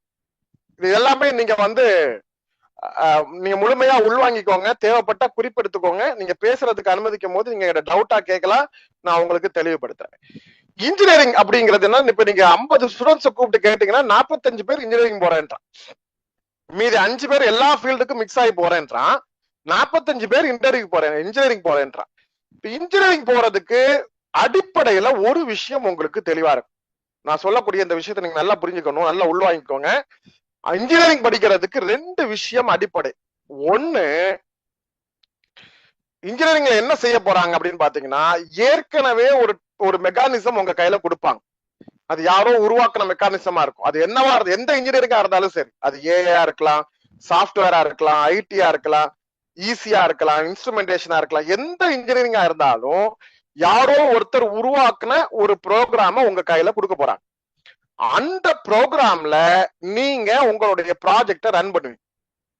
சப்போஸ் அந்த ப்ராஜெக்ட் ரன் பண்றதுல ஏதேனும் இடர்கள் ஏற்பட்டால், ப்ராப்ளமேட்டிக் வந்தா, அதை நீங்க கண்டுபிடிச்சு கிளியர் பண்ணணும். இதுதான் முதல் வேலை. அப்ப என்ன முதல் தகுதி என்ன, பிரச்சனைகளுக்கான தீர்வை கண்டறிதல். எது பிரச்சனை பண்ணுது, எது ப்ராப்ளமா இருக்கு, எது தீர்வுக்கு தர, என்ன எதை சரி செய்தால் இந்த பிரச்சனை தீரும் அப்படிங்கிற அந்த ப்ராப்ளத்திற்கு சொல்யூஷன் கண்டுபிடிக்கக்கூடிய ஒரு வேலை முதல் வேலை. அடுத்தது என்ன வேலை இன்ஜினியரிங்ல நடக்குது பாருங்க, டெவலப்மெண்ட். ஏன்னா ஒரு ப்ராஜெக்ட் வந்துச்சுன்னா அதை டெவலப் பண்ணணும், ஒரு ப்ரோக்ராமிங் வந்துச்சுன்னா அதை உருவாக்கணும். புதுசா மார்க்கெட்ல ஒரு ப்ரோக்ராமிங் இன்ட்ரடியூஸ் ஆகுதுன்னா அதை நம்ம கம்பெனில அதை டெவலப் பண்ணணும், அது அதை விட அட்வான்ஸா ஒரு விஷயம் கொடுக்கணும். அப்ப ஒரு தொழில்நுட்பம் நம்ம கையில கிடைச்சதுன்னா அதை இதை விட இன்னும் எப்படி சிறப்பா செய்யறது அப்படிங்கிற அந்த டெவலப்மெண்டல் நாலேஜ், இதை எப்படி நாம கண்டுபிடிக்கிறது அப்படின்னா, நம்ம வீட்டுல 14-15 வருஷமா அந்த புள்ள வீட்டுல இருந்துச்சுல, வீட்டுல இருக்கும்போது சின்ன சின்ன இஷ்யூஸ், சின்ன சின்ன ப்ராப்ளத்துக்கு இந்த புள்ள சொல்யூஷன் பண்ணுது, ஒரு தீர்வு ஏற்படுத்துது. ஆனா தண்ணி மோட்டர்ல இருந்து வீணா போயிட்டே இருக்கு, அதை பயனுள்ள வகையில மாத்துறதுக்கு ஒரு ஐடியா சொல்லுது. அப்ப இந்த பிள்ளைகிட்ட ஒரு சொல்யூஷன் நாலேஜ் கெப்பாசிட்டி இருக்கு, பிரச்சனைக்கு தீர்வு தரக்கூடிய விஷயம் இருக்கு இல்லையா. ஒரு வீட்டுல பொருட்களை அடுக்கி வைத்திருக்கக்கூடிய முறைகள்ல சில சிக்கல் இருக்கு, அதனால புதுசா ஒரு பொருளை வைக்க முடியல. அந்த கபோர்டு அப்படியே அந்த பொண்ணு பாத்துக்கிட்டு, இல்ல இங்க இடம் இருக்கு ஆனா நீங்க வைக்க தெரியாம வச்சிருக்கீங்க, அல்ல தவறா அடுக்கி வச்சிருக்கீங்க, அதனால நான் வேஸ்டா ஸ்பேஸ் நிறைய ஃபில் ஆயிருக்கு, அது அவ்வளோத்தையும் டீகம்போஸ் பண்ணி திரும்ப கரெக்டா சின்ன பொருட்கள் பெரிய பொருட்கள் வகைப்படுத்தி அழகா முறைப்படி அடுக்கி வச்சிருச்சு. இப்ப அந்த கபோர்ட்ல ஸ்பேஸ் வந்துருச்சு. இதெல்லாம் நம்ம வீட்டுல நடக்கிற விஷயம். அப்ப இது ஒரு ப்ராப்ளமேட்டிக்க தீர்வு எடுத்து தரக்கூடிய குணநலம் அந்த குழந்தைகிட்ட இருக்குன்னு அர்த்தம் இல்லையா. போற வழியில ஒரு சின்ன இஷ்யூ, பைக் நின்னுருச்சு, ஏதோ ஒரு மேட்டர், ஒரு பையன் துணிச்சலா அந்த கார்பெட்டை கலத்தி பாக்குறான், அவனுக்கு தெரியாது ஆனா கலத்துறான். அப்ப அந்த ப்ராப்ளத்தை கலத்துனா ஃபேஸ் பண்ணக்கூடிய கெப்பாசிட்டி அவங்ககிட்ட இருக்குன்னு. இப்படி நீங்க 14-15 வருஷத்துல உங்க பிள்ளைகிட்ட என்ன பாக்குறீங்க, என்ன கெப்பாசிட்டி இருக்கு, அவனுடைய பில்டிங் கெப்பாசிட்டி, அதாவது அவனுடைய பில்டிங்னா கட்டடம் அல்ல, அவன் புதிதாக அவன் நிர்மாணம் செய்யக்கூடிய அறிவு அவங்ககிட்ட இருக்கா. டாய்ஸ் வச்சு விளையாடும் போதே புதுசா அவன் ஏதாவது முயற்சி பண்றானா, சின்ன குழந்தையா உங்க குழந்தை டாய்ஸ் வச்சு விளையாடும் போதே புதுசா எதையாவது அது முயற்சி பண்ணுதா, புதுசா ட்ரை பண்ணுதா, 2 டாய்ஸை சேர்த்து புதுசா ஒரு டாய்ஸா உருவாக்குறதுக்கு முயற்சி பண்ணுதா, அல்லது அடுத்த கட்டமா டெவலப் ஆகும் போது அவன் அதுக்கு தகுந்தது மாதிரியான கேம்ஸ் இது மாதிரியான விஷயங்களுக்கு போகும்போது அவன்கிட்ட கிரியேட்டிவிட்டி இருக்குதா, புதிய இன்வென்ஷன் செய்யக்கூடிய முயற்சி இருக்குதா. இதை இப்படி பண்ணிட்டா என்ன, இந்த பைக் டயரை மாத்திட்டா என்ன, இந்த ட்ரம்மை மாத்தி அலைடு ட்ரம் போட்டா என்ன, இந்த ஹார்னை மாத்தி இன்னொரு ஹார்ன் வச்சுட்டா என்ன, இந்த ஹேண்டில் இருக்கிற அந்த பஃபை மாத்தி இன்னொரு பஃப் போட்டா என்ன. இந்த எண்ணம் சிந்தனைகள்லாம் இருந்துச்சுன்னா அவன்கிட்ட இதை மேம்படுத்தக்கூடிய, இன்னும் அழகுபடுத்தக்கூடிய இல்லையா. ஒரு வீட்டுல ஒரு பொண்ணு ஃப்ரெண்ட்ல இன்னும் அழகுபடுத்தணும், இன்னும் இதுல 2 லைட் மாட்டினா இன்னும் அழகா இருக்கும், இது 2 பூச்செடி வச்சா இன்னும் அழகா இருக்கும். இதெல்லாம் வீட்டுல உங்க பிள்ளைங்க உங்கள்ட்ட சொல்லியிருந்தாங்கன்னா அவங்கள்ட்ட டெவலப்பிங்கான நாலேஜ் இருக்கு. சோ இது மாதிரி உங்கள்ட்ட பேசி பழகி செயல்பட்டு இருக்காங்கன்னா அந்த பிள்ளைங்க இன்ஜினியரிங்க்கு தகுதி உடையவருங்க. இயந்திரங்களை புரிந்து கொள்ளக்கூடிய ஆற்றல் இருக்கு. ஒருத்தர் சொல்லிக் கொடுக்கிறார், அப்பா சொல்லிக் கொடுக்கிறாரு, இதான் கார்ல வந்து கார்பெட்டரா, இதுல வந்து ஓவர் ஹீட் ஆச்சுன்னா ப்ராப்ளம் வரும்டா, இதுல ரேடியேட்டர்ல தண்ணி விடுறேன்டா, இது கூல் ஓடுறடா, இது ஹைட்ராலிக்டா, இது சொல்லிக் கொடுக்குறாரு. அதை அப்சர்வ் பண்ணிட்டு திரும்ப அதுல டவுட் கேட்கறான் அல்லது புரிஞ்சுக்கிறான், அது என்ன சொல்றானோ அதை அப்படியே திரும்ப செய்யறான். அப்ப இவன் மெக்கானிக்கலுக்கான நாலேஜ் உண்டு. வீட்டுல ஏதோ ஒரு பொருள் உடைஞ்சு போச்சு, அதை ஒரு ஃபெவிக்விக் போட்டு ஒட்டுறான், ஒட்டி அதை திரும்ப யூஸ் பண்றதுக்கு அளவுக்கு கையில கொடுக்குறான். அப்ப அவன் இன்ஜினியரிங்கான தகுதி உடையவன். சோ இந்த மாதிரி ஒரு குழந்தையை நீங்க முதல்ல உள்வாங்க. ஏன்னா இது உடஞ்சிருச்சுமா, இதை குப்பையில போடுங்கன்னு சொன்னா அந்த பிள்ளை இன்ஜினியரிங் தகுதி இல்லைன்னு அர்த்தம். உடஞ்சிருச்சு, அது உடஞ்சதை சரி பண்ண முடியுமான்னு ஒரு முயற்சி பண்றாங்க பாருங்க. முடியாதுங்கிறது வேற விஷயம், ஆனா முடியுமா அப்படிங்கிற முயற்சியில சில விஷயங்களை செய்யறாங்க. அதுக்கு மாற்றா ஒரு பொருளை அதுல கொண்டு வந்து பொருத்தி பாக்குறாங்க. சோ இந்த மாதிரி மைண்ட் செட் உங்க பிள்ளைகிட்ட 6th 7th 8th படிக்கும் போதே இருந்துச்சு அப்படின்னா உங்க குழந்தை இது மாதிரி மெக்கானிக்கல் இன்ஜினியரிங்க்கு முக பொருத்தமானவர்கள். ஒரு வீட்டை பார்த்த உடனே அவ்வளவு அழகா இருக்கு, இந்த வீடு அழகா இருக்கலாமா, பெயிண்டிங் சூப்பரா இருக்கலாமா, அவங்க வீட்டுல போட்டிருக்க கர்டன் நல்லா இருக்கலாமா, அவங்களோட இன்டீரியர் சூப்பரா இருக்கலாமா, இது மாதிரி போற வர்ற வழியில சொன்னீங்கன்னா சொல்றாங்க உங்க பிள்ளைங்க, கவனிக்கிறாங்க. அந்த வீட்டுல வச்சிருக்கக்கூடிய அந்த கேட்ல மாட்டி இருக்கக்கூடியது நல்லா இருக்கு, கிளாக் நல்லா இருக்கு. இது மாதிரியான விஷயம் இருந்தா அவங்களுடைய அந்த பார்வை, அவங்களுடைய சிந்தனை அந்த வீட்டினுடைய எலிவேஷன் பத்தி போகுது அப்படின்னா அவங்க சிவில் கன்ஸ்ட்ரக்ஷன் பண்றதுக்கு பொருத்தமானவர்கள். கம்ப்யூட்டர் ப்ரோக்ராமிங்ல லாஜிக்கா இருக்கு, லாஜிக் மேல ஆர்வம் கொண்டிருக்காங்க. இது எப்படி இந்த சாஃப்ட்வேர் வேலை செய்யுது, இது என்ன மாதிரியான ப்ரோக்ராமிங் தருது, இந்த சாஃப்ட்வேர் என்ன வேலை செய்யுது, இந்த ஏஐ வந்திருக்கு அந்த ஏஐ வந்திருக்குன்னு படிக்கிற காலத்திலேயே உங்கள்கிட்ட சொல்லுவாங்க. இமேஜ் கிரியேட் பண்றதுக்கு இந்த ஏஐ சூப்பரா இருக்கும், ஆடியோ ப்ராடக்ட் பண்றதுக்கு இந்த ஏஐ சூப்பரா இருக்கும், இந்த டூல்ஸ் நான் யூஸ் பண்ணிருக்கேன்மா, கேன்வா நான் டிசைன் பண்ணுவேமா. இப்படி நீங்க ஏதாவது உங்களுடைய பிள்ளைங்க உங்களுடைய பேச்சு வழக்குல செயல்பாட்டுல மொபைல்ல சும்மா கேம் விளையாடிட்டு இருக்காங்க, அந்த அவனுக்கு ஆர்வம் இருக்கா அப்படின்னு கேட்க கூடாது. அவன் அந்த கேம்ல என்ன பண்றான் அதான் முக்கியமான விஷயம். அப்ப அந்த ஆர்வத்தை நாம முதல்ல பிள்ளைய முழுமையா நீங்க உள்வாங்க, பிள்ளைய பேச விட்டு செயல்பட விட்டு அவனை இயங்க வைக்கிறதுக்கு நாம முதல்ல நம்ம வீட்டுல அனுமதி கொடுக்கணும். இதை நீ உடைச்சிருவப்போ, நீ நாசம் பண்ணிடுவப்போ, போய் உட்கார்ப்போ, நீ தொந்தரவு பண்ணாத, தொடாத, ஏதாவது ஆயிட போகுது போ அப்படின்னா அந்த குழந்தைக்கு என்ன ஆர்வம் இருக்குன்னு நம்மளால கண்டுபிடிக்க முடியாது. சோ இப்ப இது மாதிரியான விஷயங்கள் இருக்கு. அடுத்த ஸ்லைட் பாருங்க. மெடிக்கல் ஃபீல்டு இதே மாதிரி.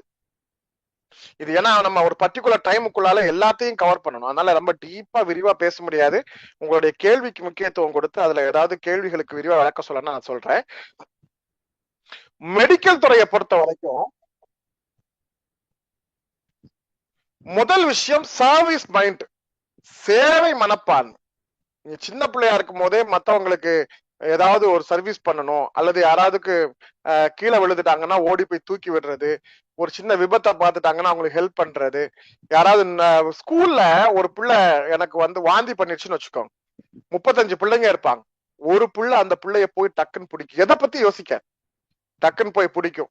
அது க்ளோஸ் ஃப்ரெண்டா இருக்கணும்னு அவசியம் இல்லை, கடைசி பெஞ்சில இருந்து கூட ஒரு பிள்ளை ஓடி வந்து கீழே விழுந்துராத நான் பாத்துக்கிறேன் வா. ஒரு பிள்ளைக்கு உடம்பு சரியில்லைன்னு சொல்றாங்க, உடனே ஒரு பிள்ளை கூட்டு போய் நான் கேண்டீன் கூட்டு போறேன் மிஸ் அப்படின்னு சொல்லும். அந்த குழந்தைக்கு தான் சேவை மனப்பான்மை இருக்கிறது. அந்த குழந்தைக்கு உடல்நல சரியில்லைன்னு தெரிஞ்ச உடனே என்னுடைய வகுப்பு, என்னுடைய படிப்பு, நான் படிக்கணும், இது எல்லாத்தையும் தாண்டி என் ஃப்ரெண்டு ஒருத்தருக்கு உடம்பு சரியில்லை, தலைவலிக்கு, தலை சுத்தா இருக்கு, காலையில பிரேயர்ல மயங்கி விழுந்துருச்சு, பசியில வந்துட்டா, சாப்பிடல, தாகமா, என்னமோ ஒண்ணு, நான் கூட்டு போறேன் சார், நான் கேண்டீன் கூட்டு போறேன், அவளுக்கு டீ வாங்கி கொடுக்குறேன், நான் வெயிட்டிங் ஹால் கூட்டு போறேன் சார், அவளை படுக்க வைக்கிறேன் சார், அவங்க வீட்டுக்கு இன்ஃபார்ம் பண்றேன் சார், நான் அவங்க வீட்டுல கொண்டு போய் ஆட்டோல விட்டு வந்துடுறேன் சார். இது மாதிரி ஒருத்தருடைய உடல்நல தேவை. காலேஜ்ல படிக்கும் போது பாத்தீங்கன்னா பிளட் கேட்டு உங்களுக்கு அனௌன்ஸ்மெண்ட் வரும், எனக்கு ஏ பாசிட்டிவ் சார், நான் போய் பிளட் கொடுக்குறேன் சார், நான் ஓ பாசிட்டிவ் சார். இது மாதிரி மருத்துவ சேவைக்கு என்றே அவர்களுடைய சேவை தெரியும். நல்லா படிக்கிற பிள்ளைய டாக்டர் ஆக்கணும், இது என்ன மனப்பான்மைன்னே தெரியல. நல்ல படிக்கிற பிள்ளை நல்ல ஃபர்ஸ்ட் மார்க் எடுக்கிறா, 95% மேல எப்பவுமே மார்க் வாங்குறா, அதனால அவ டாக்டருக்கு போகக்கூடிய தவறு. டாக்டருக்கு போகக்கூடிய கெப்பாசிட்டி அவங்களுக்கு இருக்கணும். 90% மேல 95% மேல போகக்கூடிய பிள்ளைங்களை எல்லாத்திலையும் கொண்டு போய் மெடிக்கலுக்கு கொண்டு போய் சேர்க்கணுங்கிறதுனாலதான் நீட்டுக்கு தயாராகிறதுலயே தற்கொலை நடக்கு. ஏன்னா நீங்க எப்ப மெடிக்கல் ஃபீல்டு பக்கம் திரும்புறீங்களோ அப்பவே உங்களுக்கு ஸ்ட்ரெஸ், மன அழுத்தம் அப்படிங்கிற ஒரு பக்கம் துவங்கிவிடும். படிக்கிறதுல இருந்து, வேலை செய்யறதுல இருந்து, லேப்ல இருந்து எல்லாமே மனம் தொடர்பான. நீங்க நினைச்சிட்டு இருக்கீங்க மெடிக்கல் ஃபீல்டு என்பது உடல் தொடர்பானது. எப்படி அது அனாட்டமிக் அப்படிங்கிறது உண்மையோ, பிசியாலஜி என்பது எப்படி உண்மையோ, அதே போன்று அது உளவியல் ரீதியாக டிகர் பண்ணக்கூடியது. நோயாளிகளையும் ரத்தத்தையும் அறுவை சிகிச்சையும் புண்களையும் பார்ப்பதற்குரிய தெம்பும் தைரியமும் வேண்டும். படிப்பு படிப்பு என்று கடுமையாக அந்த போர்ஷன் முடிகிறது வரைக்கும் ஒரு அழுத்தத்தை அவர்கள் சந்திக்க வேண்டியிருக்கும். அந்த அழுத்தத்தை எதிர்கொள்வதற்கு உங்கள் பிள்ளைக்கு பலம் இருக்கிறதா, மனபலம் இருக்கிறதா? அதையும் தாண்டி அவர்கள் ஆர்வமாக இருக்கிறார்களா? நான் மருத்துவத்துறையில் சாதிப்பேன், டாக்டர் ஆவேன்னு ஆர்வத்தோட இருக்காங்களா? நீங்க ஊசி போடணும்னு சொன்னாலே பயப்படக்கூடிய பிள்ளை எப்படி போய் நீங்க டாக்டர் ஆக்குன்னு நினைக்கிறீங்க? மத்தவங்களுக்கு ஒரு சின்ன காயம் வந்து 4 துளி ரத்தம் வெளியே வந்தோன்னா பயப்படக்கூடிய பிள்ளை எப்படி நீங்க டாக்டர் ஆகும்னு நினைப்பீங்க? இப்படிதான் டாக்டர் ஆக்கிட்டு இருக்காங்க, கட்டாயத்தின் பேர்ல மருத்துவர் ஆகக்கூடியது. உண்மையிலேயே மருத்துவ சேவை என்பது நடந்த மாத்திரத்தில் ஓடி போய் உதவுவது. அதுதான் சேவை, அதுதான் அவர்களுடைய ஆர்வம், அதுதான் அவர்கள் ஈடுபாடு. ஒரு பிள்ளை கீழே விழுந்துருச்சு, காயம் பட்டுடுச்சு, வண்டியில போச்சு, பைக்ல இருந்து விழுந்துருச்சு, ஸ்கிட் ஆகி விழுந்து ஸ்கிராச் ஆயிருச்சு, உடனே போய் அதை தண்ணி வச்சு கழுவி அதை தொடச்சி ஏதோ ஒரு அந்த பிள்ளைக்கு ஒரு ஃபர்ஸ்ட் எய்ட் பண்ணி வா ஹாஸ்பிட்டல் போலாம், இவ்வளவும் ஒரு செய்யக்கூடிய ஒரு பிள்ளை ஒரு பையன் உங்கள்கிட்ட இருக்காங்கன்னா அவன் டாக்டருக்குரியவன் நீங்க முடிவு பண்ணு. ஆனா எம்பிபிஎஸ் மட்டும் இல்ல, நீங்க அது ரிலேட்டடான என்ன சப்ஜெக்டா இருந்தாலுமே அதிக பொறுப்புணர்ச்சி. ஏன்னா ஒர்க் லோட் அவ்வளவு இருக்கும். நீங்க வீட்டுல உட்கார்ந்து படிச்சாலும் சரி, ஹாஸ்டல்ல இருந்தாலும் சரி, அவ்வளவு ஒர்க் லோட் இருக்கும். அது ஃபேஸ் பண்றதுக்கு ரிலாக்ஸா ஃபேஸ் பண்ணக்கூடிய கேரக்டரா உங்க பிள்ளை இருக்கா? இதான் முதல் கேள்வி. இல்ல அவ சின்ன சின்ன விஷயத்துக்கு இன்னைக்கு நாளைக்கு மேக்ஸ் படிச்சு போலன்னா மிஸ் பின்னிரன்னு சொன்னாங்க, அதுக்கே நைட்டு ஃபுல்லா உட்காந்து அழுதுட்டு இருக்கா, அந்த பிள்ளைய டாக்டருக்கு படிக்க வைக்காது. ஏன்னா நீங்க நார்மலா அவங்களுக்கு அப்ரோச் பண்ண முடியலன்னா ஹாஸ்பிட்டல் ஃபீல்ட்ல அவங்களால ஸ்ட்ராங்கா நிக்க முடியாது. மனிதர்களுடைய உடல் நலம் பாதுகாப்பது என்பது மிக முக்கியம். அவங்க படிக்கிற காலத்திலே +1 +2 படிக்கிற காலத்திலேயே இல்ல 6th 7th 8th படிக்கும் போதே சுவாலஜில ஆர்வம் இருக்கா? மனிதர்களுடைய உடலை பத்தி தெரிந்து கொள்ளணுங்கிற ஆர்வம் இருக்கா? சாப்பிடுறது, செரிமானம் பண்றது, இது மாதிரி விஷயங்கள் பேசும்போது ஆர்வமா கேட்கிறாங்களா, சொல்றாங்களா?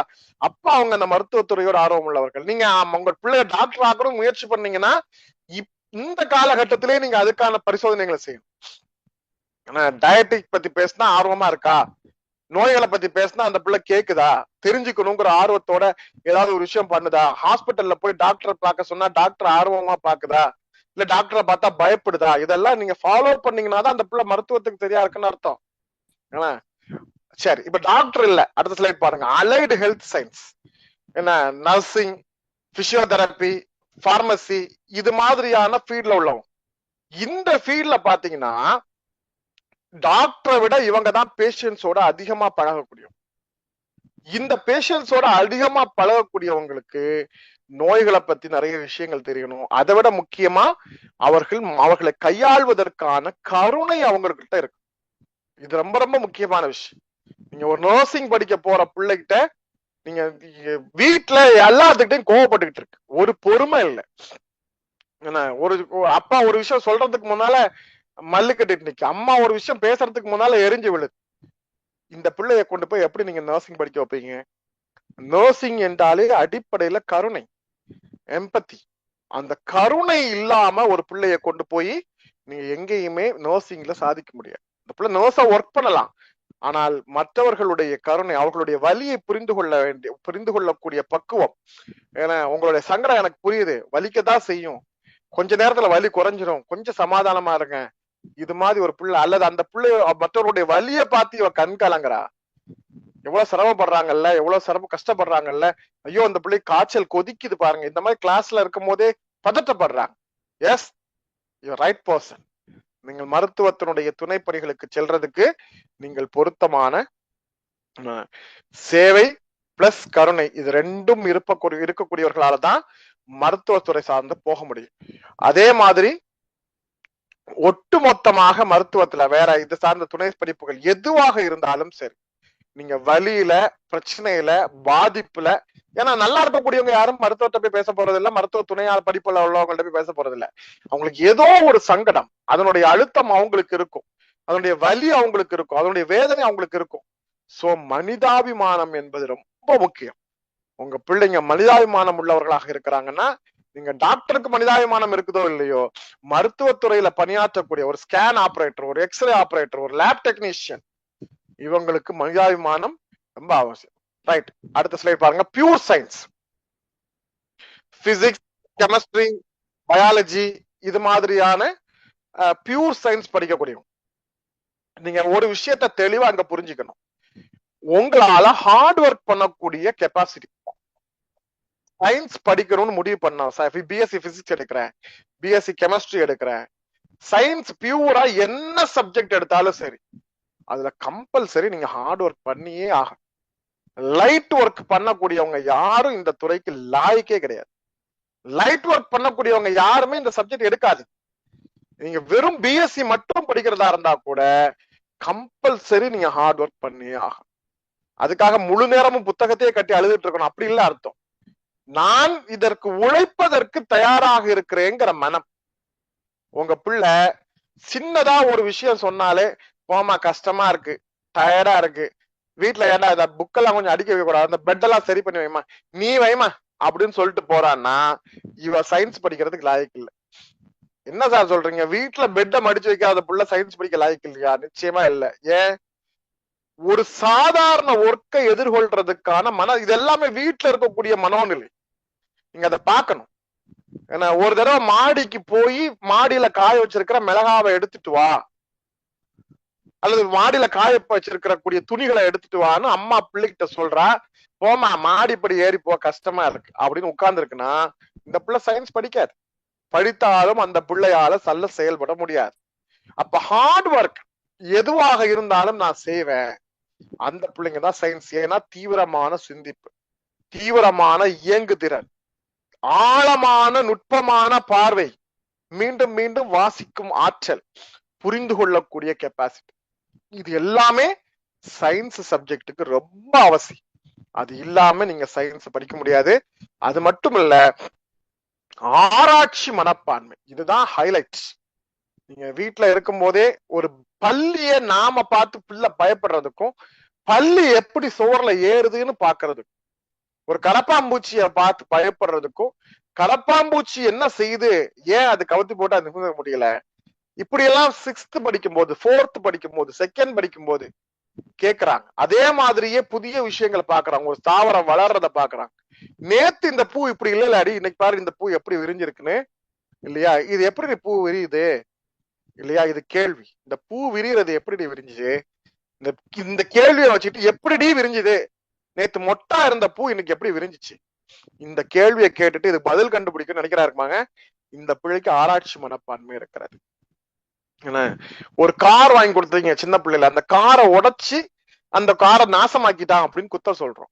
ஆனா காரை உடைக்கிறது பிள்ளைங்களுடைய இயல்பு. உடைச்ச காரை என்ன பண்றான், அந்த கார்ல இருக்கக்கூடிய தனியா லைட்டை மட்டும் எடுத்து அந்த பேட்டரியில கனெக்ட் பண்ணி கையில வச்சு எரிய விடுறானா, அந்த உள்ளுக்குள்ளால இருக்கிற பஸ்ஸரை மட்டும் கலத்தி பேட்டரியில கனெக்ட் பண்ணி மியூசிக்கை மட்டும் ஓட விடுறானா, உடைச்சு உள்ளுக்குள்ள எப்படி இருக்குன்னு பார்த்துட்டு திரும்ப அசம்பிள் பண்ண முயற்சி பண்றானா? அப்ப இவனுக்கு ஆராய்ச்சி மனப்பான்மை இருக்கு. அப்ப ஆய்வு மனப்பான்மை இல்லாம நீங்க டிகிரி ஒரு பேருக்கு படிக்கலாமே தவிர அந்த துறையில சிறந்து விளங்க முடியாது, சாதிக்க முடியாது.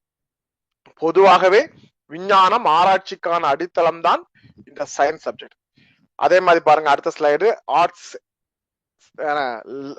Arts and language studies. ரொம்ப முக்கியமான விஷயம்.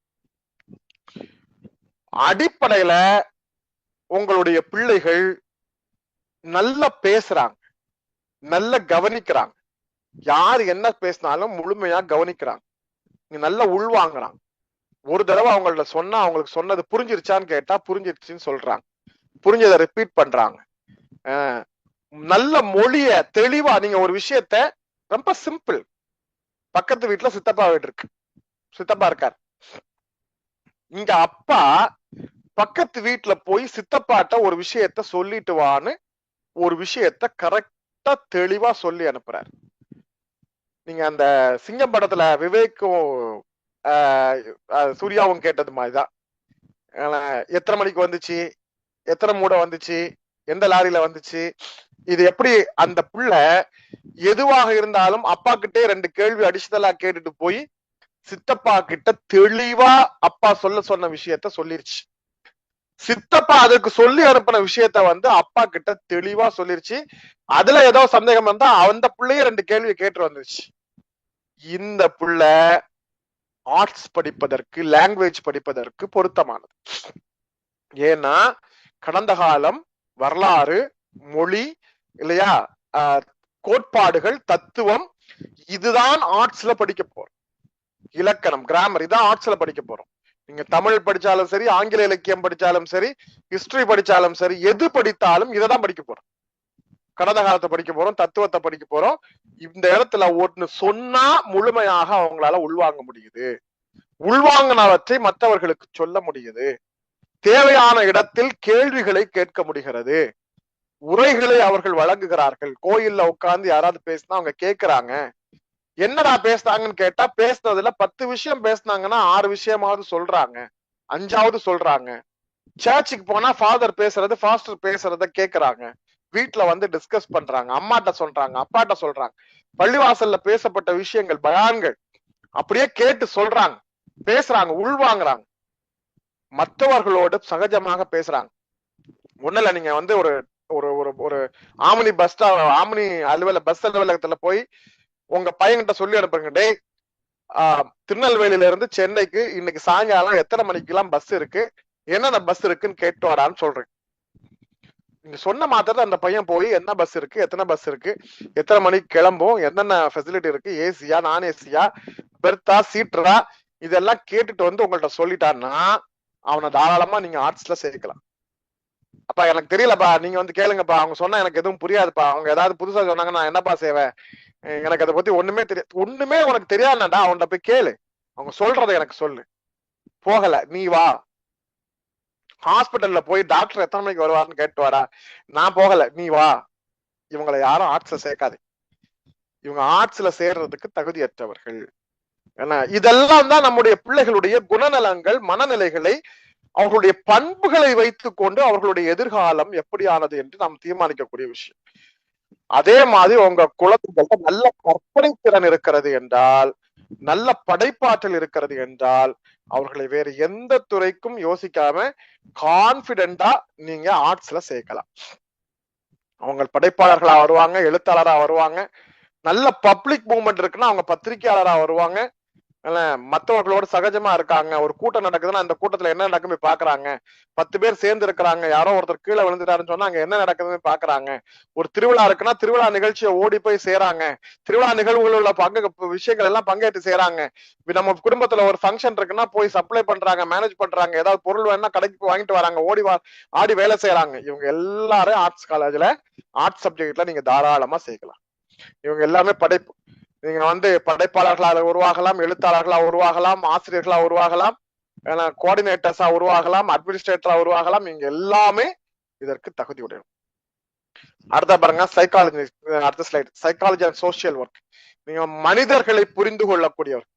ஆமாடா, இப்ப நீங்க கூட படிக்கிற பிள்ளைங்களுடைய கஷ்டங்கள் எல்லாம் கேக்குறாங்க. வீட்டுல வந்து சொல்றாங்க, அம்மா என் கூட படிக்கிறாள் அம்மா மோனிகா, அவங்க வீட்டுல இப்படிமா பிரச்சனை, அவங்க அப்பா எந்த மாதிரிமா அப்படின்னு இந்த மாதிரி கூட உள்ள மனிதர்களுடைய மனங்களை பத்தி எல்லாம் சொல்றா. அவ என்ன மாதிரி ஆள் தெரியுமாமா, செம்ம ஜாலியான ஆள்மா, அவ எப்பவுமே அவ்வளவு ஹாப்பியா இருப்பாமா. இந்த மாதிரி மனிதர்களை பத்தி பேசுறாங்க, மனங்களை பத்தி பேசுறாங்க, மற்றவர்களை பத்தி பேசுறாங்க. மத்தவங்க எல்லாம் புறணி பேசுறது இல்ல, அவங்கள்ட்ட இருக்கக்கூடிய பாசிட்டிவ்ஸ், அவங்கள்ட்ட இருக்கக்கூடிய நெகட்டிவ்ஸ், அவங்களுடைய செயல்பாடுகளை வேல்யூ பண்றாங்க. அவன் எப்படி இந்த டிரைவர் அவ்வளவா நல்லா வண்டி ஓட்டலம்மா, இந்த டிரைவர் சூப்பரா வண்டி ஓட்டுறாருமா, இந்த பிளம்பர் பாரு அவர் வேலை செஞ்சதே சரியா இல்ல, இந்த பிளம்பர் பாரு, இந்த எலக்ட்ரிஷியன் எவ்வளவு குயிக்கா ஒர்க்க முடிச்சுட்டு போயிட்டார். மற்றவர்களை மதிப்பிடுவதற்கு இவர்களுக்கு தெரிகிறது. இந்த ஆசிரியர் அப்படி, அந்த ஆசிரியர் இப்படி, இந்த ஆசிரியர் சூப்பரா எடுப்பாங்க, அந்த ஆசிரியர் அது பாசிட்டிவ், இந்த ஆசிரியர்கிட்ட இது, இந்த டீச்சர்கிட்ட இது நெகட்டிவ். மனிதர்களிடம் மதிப்பிட தெரிகிறது என்றால் இவர்கள் உளவியல் துறைக்கு பொருத்தமானவர். மற்றவங்களுக்கு ஏதாவது ஒரு விஷயம் செய்யணும், நாம் மற்றவர்களுக்கு கொடுத்து சாப்பிடணும். பக்கத்து வீட்டு கொடுக்க வேண்டாமாமா, இன்னைக்கு தீபாவளிக்கு வந்து வடை சுட்டுருக்கீங்களாமா, மாடி வீட்டுல கொடுக்க வேண்டாமா, பாவமா நம்ம வீட்டுல வாசல்ல ஒரு பெரியவர் வந்து நிக்கிறார், ஏதாவது சாப்பாடு இருந்தா போட்டு கொடுமா.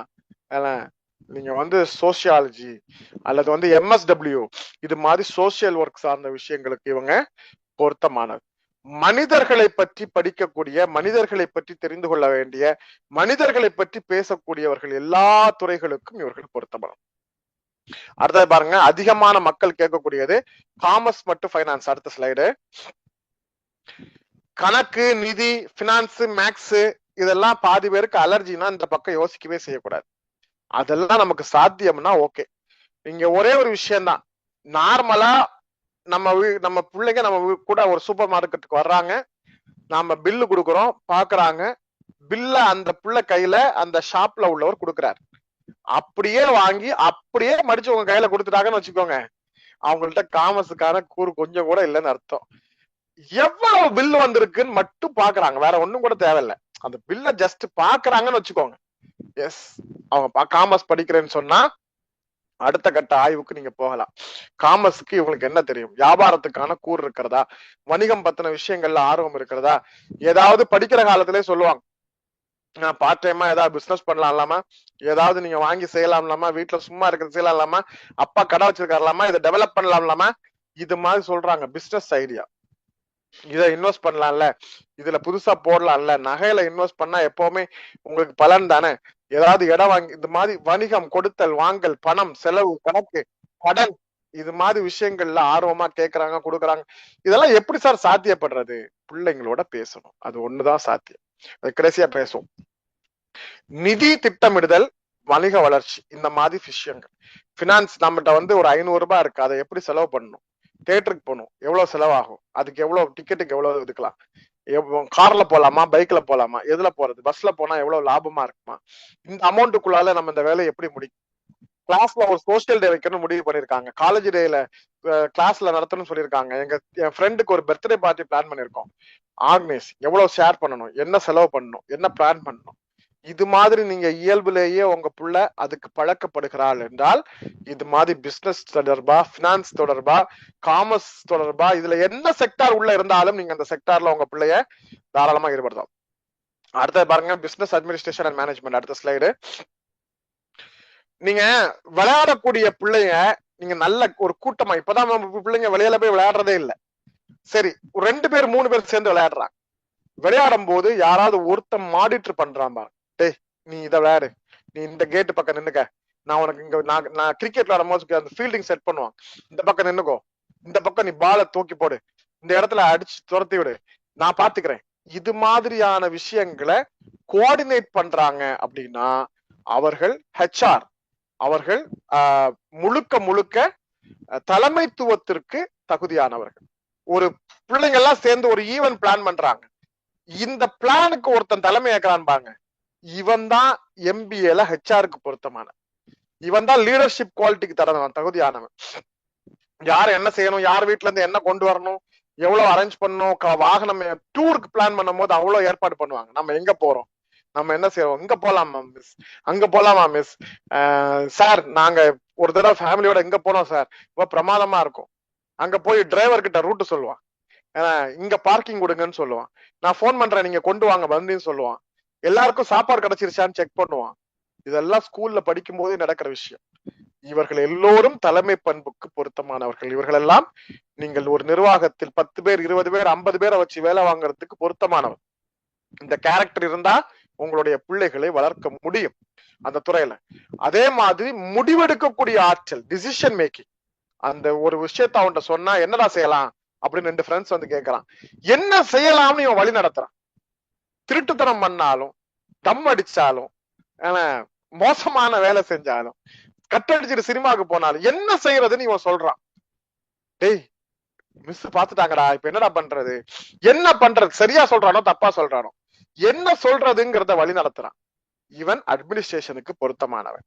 அதே மாதிரி பாத்தீங்கன்னா கம்யூனிகேஷன், நல்ல மொழி, லாங்குவேஜ் புதுசா கத்துக்கணும்னு நினைக்கிறான். கமாண்டிங் சிஸ்டம் அவன்கிட்ட இருக்கு, மத்தவங்களை வச்சு எல்லாம் வேலை வாங்குறான். டேய் தண்ணி எடுத்துட்டு வாடா, தாகமா இருக்கு, கேண்டீனுக்கு போய் ஜூஸ் வாங்கிட்டு வாடா, இவன் போக மாட்டான், கேண்டீனுக்கு போய் ஜூஸ் வாங்கிட்டு வாடா, இன்னொருத்தன் ஏவராம் பாருங்க, இவன் HR, administration, GM, company, business, production, எல்லாத்துக்கும் இவன் லாய்க்கான். இந்த மனநிலை நம்ம பிள்ளைங்கள்ட்ட இருக்கா அப்படிங்கிறத முதல்ல செக் பண்ணணும். அதே மாதிரி சில பேர் பாத்தீங்கன்னா எங்க ஸ்கூல் பக்கத்துல நல்லதா ஒரு டீ ஷாப் இல்ல, நம்மள்ட்ட தெரிஞ்சவங்க சொல்லுவாங்க, என் கடை பக்கத்துல, எங்க ஸ்கூல்ல பக்கத்துல மட்டும் நீ ஒரு டீ ஷாப் வச்ச உனக்கு வியாபாரம் செம்மையா போகும். ஏன்னா அக்கா வீட்டுல வந்து ஒரு மேகி பண்ணி கொடுக்குறான்னு வச்சுக்கோ தம்பிக்கு, இவன் அக்காட்ட சொல்லுவான், அக்கா இதே விஷயத்த என் காலேஜ் பக்கத்துல மட்டும் நீ போட்டேன்னு வச்சுக்கோ உனக்கு பிசினஸ் அள்ளிக்கும். அப்ப இவங்கிட்ட அந்த மைண்ட் செட் இருக்கு, புதுசா பிசினஸ் கிரியேட் பண்ணக்கூடிய ஐடியாலஜி வரும், அதுக்கான எண்ணம் இருக்கு. இங்க போட்டா அந்த வேலை நடக்கும், இங்க போட்டா இந்த பிசினஸ் நடக்கும், அங்க போனா வியாபாரம் செமையா அள்ளிக்கும், இங்க போனா இந்த மாதிரி இருக்கு பாருங்க பிசினஸ். அவன் அவன் அவ்வளவு பிசினஸ் நடத்துறான், இவங்க இந்த கம்பெனி வந்திருக்கு, இந்த ஷோரூம் இங்க வந்திருக்கு, இந்த சாம்சங் மொபைல் ஷோரூம் புதுசா போட்டிருக்காங்க, ஓட்டோ புதுசா வந்துருச்சு, பிளஸ் ஒன் ஷோரூம் புதுசா கொண்டு வந்திருக்காங்க, அங்க அந்த கடை இருக்கு, இங்க இந்த ஷாப்ல இருந்து நல்லா இருக்கும். இது மாதிரி டைரக்ட் பண்ணக்கூடியவருக்கு பிசினஸ் நாலேஜ் இருக்கு. அப்ப அதுக்கு தகுந்தது மாதிரி நீங்க அவன் அந்த ஃபீல்டுக்குள்ளார கொண்டு போகணும். ரைட், அடுத்தது பாருங்க ஐடி மற்றும் இமேஜிங் டெக்னாலஜி. Next slide. இப்ப பாருங்க டேட்டா சயின்ஸ், ஆர்டிபிஷியல் இன்டெலிஜென்ஸ், இது மாதிரியான பாடங்கள் பத்தி தான் அதிகமா இன்னைக்கு கேள்விகள் வந்துகிட்டே இருக்கு. இந்த கேள்விக்கு வரக்கூடியவங்களுக்கு ஒரே ஒரு தகுதி அடிப்படை என்ன? கிரியேட்டிவிட்டி. இந்த கிரியேட்டிவிட்டி இல்லாம உங்க குழந்தைங்கிட்ட படைப்பாற்றல் இருக்கு, புதுசா ஒரு விஷயத்த இம்ப்ளிமெண்டேஷன் பண்ணக்கூடிய நாலேஜ் இருக்கு. நீங்க இந்த குழந்தைங்க சின்ன சின்னதா உடச்சு சேர்த்து விளையாடுவாங்க பாத்திருக்கீங்களா? இந்த பில்டிங் டெவலப்மெண்ட் கன்ஸ்ட்ரக்ஷன் பண்ணக்கூடிய மாதிரி எல்லாம் டாய்ஸ், இத வச்சு குழந்தைங்க விளையாடும் போதே நம்ம கண்டுபிடிச்சிடலாம். ஏன்னா அவனுக்கிட்ட ஒரு கிரியேட்டிவிட்டி இருக்கு. ஏன்னா நீங்க மொத்தமா ஒரு 10 விதமான டாய்ஸ் பொருள் அதுல இருக்கும், ஆனா அதை எப்படி அவன் அழகுபடுத்துறான், அவனுக்கான உள்ளுக்குள்ளால ஒரு ஆற்றல், அதை பார்த்து பார்த்து அவன் செய்யறானா, செஞ்சதை அப்படி வச்சு ஒரு ஒரு 2 ஸ்டெப் பின்னால போய் நின்று அதை பாப்பான் பாரு. இது மாதிரி எல்லாம் பிள்ளைங்க இன்னைக்கு இருக்காங்களாங்கிறதே மிக முக்கியமான விஷயம். ஏன்னா எல்லாருடைய வாழ்க்கை சூழலும் மாறிடுச்சு. ஆனாலும் நீங்க போன்ல தான் சார் விளையாடுறான், கம்ப்யூட்டர்ல தான் விளையாடுறான், கம்ப்யூட்டர்ல என்ன விளையாடுறான், அதுல அவன் என்னவா இருக்கான்? பக்கத்துல உட்கார்ந்து ஒருத்தன் சொல்றான் சுடுறா சுடுறா சுடுறா சுடுறாங்கிறான், அவன் சுடல, அவன் வேற கேரக்டர். இவன் அவன் சொன்னதை மட்டுமே செய்யறான், சொந்தமா சிந்திக்கல, இவன் வேற கேரக்டர். சோ இந்த குணங்களை வைத்துக் கொண்டுதான் நாம முடிவு செய்யணும். புதுமையான சிந்தனை, ஏன்னா எதை சொன்னாலும் அதுல ஒரு புதுமையான சிந்தனைகளை உருவாக்குவது, தொடர்ச்சியாக அந்த துறையில புதுசா கத்துக்கணும்னு நினைக்கிறேன். இதான் முக்கியமான விஷயம். நீங்க ஐடி செக்டாருக்குள்ள வரும்போது நீங்க 10 வருஷத்துக்கு முன்னால கற்றுக்கொண்டதை வைத்துக்கொண்டு வாழ்நாள் முழுக்க பணியாற்ற முடியாது. ஒவ்வொரு வருஷமும் அந்த துறை எவ்வளவோ அப்டேட் ஆயிட்டு, இப்ப வருஷம் இல்ல, இப்ப ஒவ்வொரு மாசமும் அப்டேட் ஆகுது. ஏல பாத்தீங்கன்னா ஒவ்வொரு நாளும் அப்டேட் வந்துட்டு இருக்கு. அதுக்கு தகுந்த மாதிரி அவன் இன்னும் புதுசா கத்துக்கணும், இன்னும் புதுசா கத்துக்கணும், இன்னும் ஒரு கோர்ஸ் புதுசா போட்டிருக்காங்க, அதை நான் படிச்சுட்டு வந்துடலான் இருக்கேன், இந்த மாதிரி ஒரு 6 months கோர்ஸ் இருக்கு, ஸ்கில் நெட்ல நடத்துறாங்க, அதை நான் கத்துக்கலான் இருக்கேன். இது மாதிரி தேடிக்கிட்டே இருக்கான், கத்துக்கிட்டும்னு நினைக்கிறான், டெவலப் பண்ணணும்னு நினைக்கிறான். அவன் தான் ஐடி செக்டாருக்கு பொருத்தமானவன். அப்பா இன்னையோட பரீட்சை முடிஞ்சிச்சுப்பா, ஜென்மம் இன்னையோட முடிஞ்சுது, இனிமேல் இந்த சரியான நான் பார்க்கவே வேணாம், அப்பாடா இன்னையோட எக்ஸாம் க்ளோஸ், இனி படிக்கவே வேணாம், இப்படி ஒரு பிள்ளை சொல்லுதுன்னு வச்சுக்கோங்க, தொடர்ந்து கற்றுக்கொள்ளக்கூடிய ஆற்றல் அந்த குழந்தைகிட்ட இல்லைன்னு அர்த்தம் இல்லையா? டிஜிட்டல் உலகில அதிகமான உருவாகி வரக்கூடிய வேலை வாய்ப்புல ஒரு திறமை இல்ல, ஒரு திறமை அடிப்படையில அவன் ஒரு ஐடி படிச்சிருக்கலாம், அல்லது சாப்ட்வேர் படிச்சிருக்கலாம், ஈசி படிச்சிருக்கலாம், ஏஐ படிச்சிருக்கலாம், அதோட சேர்ந்து 4-5 துறைகளுடைய நாலேஜை பெற்று கொண்டு வளர்ந்தால் மட்டும்தான் இந்த துறையில இருக்க முடியும். அடுத்தது பாருங்க நெக்ஸ்ட் ஸ்லைட். கிரியேட்டிவ் மற்றும் டிசைனிங் துறைகள், நல்ல கற்பனை வளம், கிராபிக்ஸ், அனிமேஷன், இது மாதிரி துறைகள்ல நல்ல வேலை வாய்ப்புகள் இருக்கு. அந்த ஃபீல்டுக்கு ஒருத்தர் படிக்க போறார், ஏன்னா மீடியா சார்ந்த படிப்புகள், கிரியேட்டிவான படிப்புகள், நல்ல கற்பனை வளம் இருக்கு. ஏன்னா ஒரு நார்மலா ஒரு பிள்ளைக்கு போட்டோ இருந்தா அந்த பிள்ளைக்கு ஒரு மீசை வச்சு கொடுக்குறான்னு வச்சுக்கோங்க, ஒரு பொம்பளை பிள்ளை போட்டோல மீசை வரைஞ்சு கொடுக்குறான், அவன்கிட்ட ஒரு கிரியேட்டிவிட்டி இருக்கு. அவன் பண்றது தப்பு தான், ஆனா அவன்கிட்ட ஒரு கிரியேட்டிவிட்டி இருக்கு, நல்ல கற்பனை வளம் இருக்கு. இந்த இடத்துல மட்டும் ஒரு நல்ல அழகான ஒரு ஃபால்ஸ் இருந்தா எப்படி இருக்கும்ல, அங்க ஒரு கட்டாந்தரையா இருக்கும், இந்த இடத்துல இருந்தா எப்படி இருக்கும்ல, நம்ம லீவ்ல போய் ஒரு ஆத்துல குளிச்சா எப்படி இருக்கும்ல, இந்த மீன் பிடிச்சா எப்படி இருக்கும்ல, இது மாதிரி அவன்கிட்ட ஒரு நல்ல கற்பனை வளம் இருக்கு. அவன் நல்ல இயற்கையை உள்வாங்குறான், காட்சிகளை உள்வாங்குறான், அன்னைக்கு நடந்த ஒரு விஷயத்த அப்படியே திரும்ப சொல்றான், அவன்கிட்ட கிரியேட்டிவிட்டி இருக்கு, அவன்கிட்ட படைப்பாற்றல் இருக்கு, அவன் புதுசா ஒன்ன கிரியேட் பண்றான், வரைகிறான், அதை பார்த்து அப்படியே வரைஞ்சிடறான். இது மாதிரி விஷயங்கள் இருந்தா அவன் இந்த மாதிரி designing field, editing field, media field, camera field, இது மாதிரியான ஃபீல்டுக்கு 100% டிஜிட்டல் மீடியா ஃபீல்ட்ல இன்னைக்கு 100% இதுக்கு ஜாப் இருக்கு, அவன் அதுக்கு பொருத்தமான. அடுத்தது பாருங்க மீடியா மற்றும் கம்யூனிகேஷன். அடுத்த ஸ்லைடு. பொது விஷயங்கள் பத்தி அதிகமா பேசுறான். இப்ப விஜய்க்கு ஓட்டு போட சொல்றான். ஏன்னா இதுவரைக்கும் திமுக அரசு என்ன செஞ்சதுன்னு கேக்குறான். அதிமுகல என்ன பண்ணாங்கன்னு கேக்குறான். இதுவரைக்கும் பேசாத விஷயங்கள் பேசுறான். இது சரியா பேசுறானா தப்பா பேசுறானா, விஜய்க்கு ஆதரவு கொடுக்கறானா இல்லையாங்கிறது முக்கியம் இல்ல. ஆனா பொது விஷயங்களை கேக்குறான், பாக்குறான். ஏன்னா ஊர் சார்ந்த ஒரு விஷயம் நடந்துச்சுன்னா ஓடி போய் நிக்கிறான். ஏதாவது ஒரு வீட்டுல மரணம் நடந்துச்சுன்னா அந்த வீட்டுடைய தேவைகளுக்கு போய் நிக்கிறான். ஏதாவது கல்யாண வீடுகளா இருந்தா அங்க போய் பந்தி பரிமாறுறான். பப்ளிக்கோட நல்ல மூவ் பண்றான். பொது நிகழ்வுகளை உள்வாங்குறான். இவன் எல்லாமே மீடியாவுக்கு பொருத்தமான விஷயம். ஒரு விஷயம் தெரிஞ்சதுன்னா மத்தவங்கள்ட்ட அதை சரியா சொல்றான். மத்தவங்களுக்கு நம்ம தனக்கு தெரிஞ்ச விஷயத்த மத்தவங்களுக்கு சரியா சொல்றான் அப்படிங்கிறது எல்லாமே முக்கியம். அதே மாதிரி பேச்சாற்றலும் எழுத்தாற்றலும் இருக்கிறது அப்படின்னா அவன் நிச்சயமா ஜேர்னலிசம் அல்லது மீடியா கோர்சஸ் எதுவா இருந்தாலும் சரி, விஷுவல் கம்யூனிகேஷன் மாதிரி எந்த கோர்ஸா இருந்தாலும் அவன் படிப்பதற்கு பொருத்தமானவன். அடுத்த பாருங்க, லா மற்றும் டீச்சிங். அடுத்த ஸ்லைடு. நியாயம் பேசுறது. ஏன்னா இவன் பண்ண தப்பு தானமா, அன்னைக்கு பாருங்க ஆப்போசிட்ல வந்து அந்த பைக் இடிச்சுட்டான், அவன் பேரெல்லாம் தப்பு அப்படின்னு சொல்லுவாங்க. நீ பண்றது தப்புடா, நான் சொல்ல மாட்டேன், அம்மா நீங்க பேசுறது தப்பு. இது மாதிரி நியாயம் பேசுறது, பஞ்சாயத்து பண்றது, 3 பசங்க சண்டை போட்டாங்கன்னா இடையில போய் பஞ்சாயத்து கேட்கறது, இது மாதிரி அவன்கிட்ட கேரக்டர் இருக்கு. அதோட பிளஸ் கொஞ்சம் சமூக அக்கறை. ஏன்னா ஒரு சமூகம் பாதிக்கப்பட்டு இருக்கு, இந்த மாதிரி ஏழைகள் பாதிக்கப்பட்டு இருக்காங்க, யார் இவங்களுக்காக பேசுவாங்க, யார் இவங்களுக்காக கேட்பாங்க, இவங்க ப்ராப்ளம் எப்படி தீரும், இது மாதிரி இயல்பாகவே அவங்களுடைய பேச்சு வழக்குல இருக்கு. 8th 9th படிக்கும் போதே மற்றவர்களுடைய செயல்பாடுகளை பாக்குறான், மதிப்பீடு செய்யறான் அப்படின்னா இவன் பொருத்தமானவன். அதே மாதிரி டீச்சிங் ஃபீல்டு, கற்றதை மற்றவர்களுக்கு சொல்லிக் கொடுக்க. பக்கத்துல இருக்கிற பிள்ளைக்கு நான் சொல்லி தரேவா அப்படின்னு கூப்பிடுறேன். வீட்டுல இருக்கிற தங்கச்சிக்கு நான் சொல்லி தரேவா, நான் மத்தவங்களுக்கு சொல்லிக் கொடுக்கறதுல எனக்கு ஆர்வம் இருக்கு, அழகா சொல்லிக் கொடுக்கவும் செய்யறேன். நான் தெரிந்ததை மற்றவர்களுக்கு சொல்லக்கூடிய ஆற்றல் இருக்கிறது, புதிதாக கற்றுக்கொள்ளக்கூடிய ஆற்றல் இருக்கிறது, பொறுமை இருக்கிறது. கற்றுக் கொடுக்கறதுக்கு பொறுமை ரொம்ப அவசியம். அந்த பொறுமை இருக்கிறது. இதெல்லாம் எனக்கு இருக்கிறது என்றால் நான் டீச்சிங் ஃபீல்டுக்கு தொடர்பானது. சமூக முன்னேற்றத்திற்கு இது ரொம்ப முக்கியம்.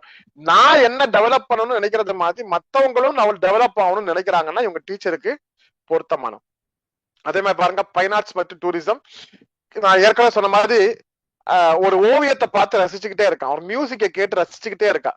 ஏன்னா ஒரு படத்துல வரக்கூடிய காட்சி அப்படி திரும்ப திரும்ப போட்டு ரசிக்க, அந்த மாடுலேஷனை பார்த்து என்ஜாய் பண்றான், அந்த ஆக்ஷன் அப்படியே பண்ணி காட்டுறாங்க, பாடி லாங்குவேஜ் பர்ஃபெக்டா இருக்கு. சினிமால வரக்கூடிய அந்த நடிப்பு உக்திகளை ரசிக்கிறாங்க, அது மற்றவர்களுக்கு சொல்றாங்க, எக்ஸ்பிளைன் பண்றாங்க. டிராமா, ஸ்கூல் சின்ன சின்ன ஸ்கிட், இது மாதிரி வாய்ப்பு கிடைச்சா ஓடி போய் செய்யறாங்க. இது மாதிரியான கதாபாத்திரங்கள், குணங்கள் இருந்தா உங்க பிள்ளைங்க ஃபைன் ஆர்ட்ஸ் படிக்கிறதுக்கு பொருத்தமானது.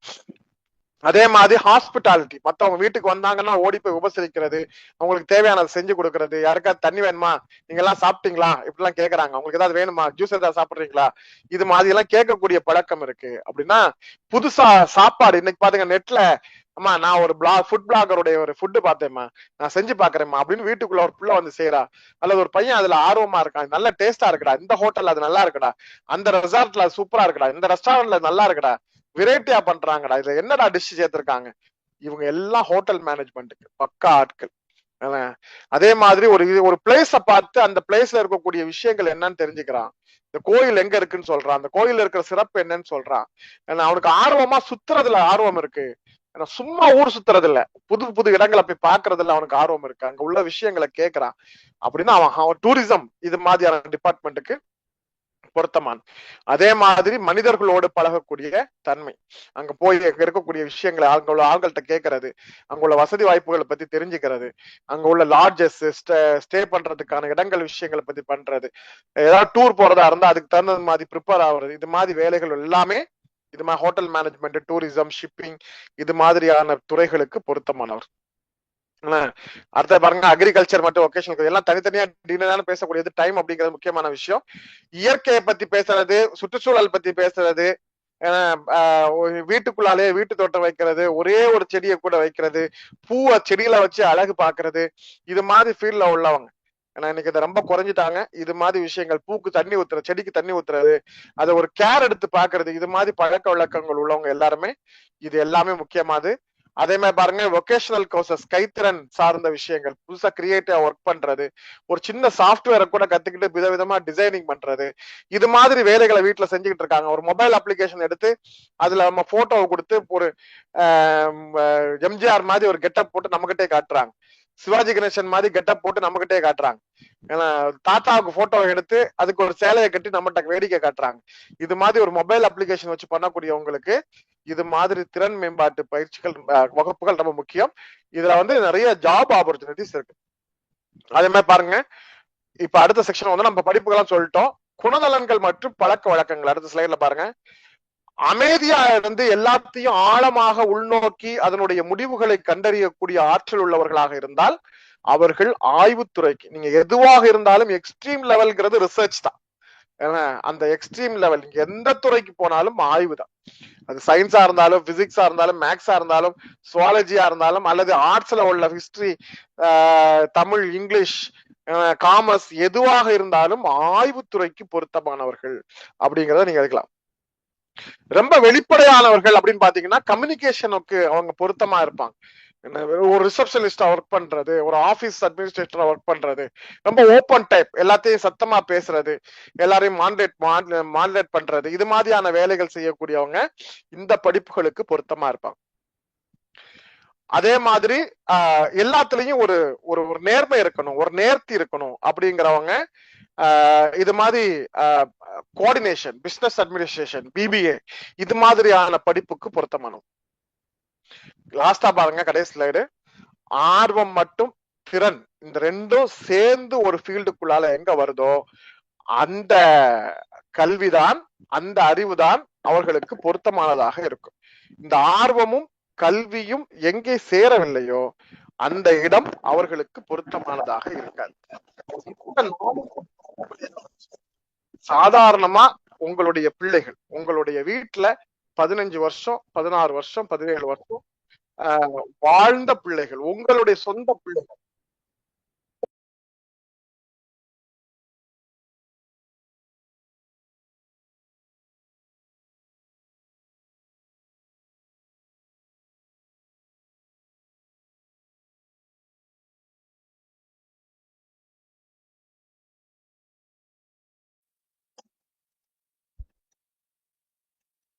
சார் வாய்ஸ் கட் ஆகுது சார், ஒரு நிமிஷம்.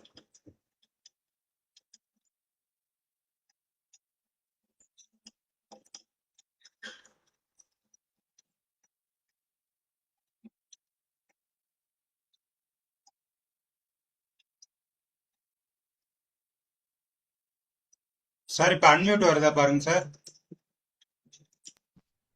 ஓகே. சோ இந்த குணங்களும் இந்த தன்மைகளும் உங்கள் பிள்ளைகளுக்கு இருக்குமே ஆனால் நீங்கள் அந்த யார் என்ன பாடங்களை பற்றி வேண்டுமானாலும் சொல்லலாம், எந்த படிப்பை வேண்டுமானாலும் சொல்லலாம். இந்த படிப்பிற்கு இது பொருத்தமா, இந்த பிள்ளை பொருத்தமா என்பதை நீங்கள் கண்டறிந்து அவர்களுக்கு பொருத்தமான படிப்பை நீங்கள் தேர்வு செய்து வழங்கினால் அந்த குழந்தை நிச்சயமாக, எல்லா குழந்தைகளும் படிப்பார். நீங்க ஒரு கல்வி நிறுவனத்துல கொண்டு போய் சேர்த்தீங்கன்னா அந்த அந்த கல்வி நிறுவனத்துல எல்லா பிள்ளைங்களும் படிப்பாங்க. ஆனால் அந்த துறையில் அவர்கள் சாதிக்க வேண்டும் என்றால் இவையெல்லாம் அவசியம். ஓகே, இந்த அளவுல நான் முடிச்சிடுறேன். உங்களுடைய கேள்விகள் இருந்தால் அதற்கு பதில் சொல்லி நம்ம நிறைவு செய்யலாம்.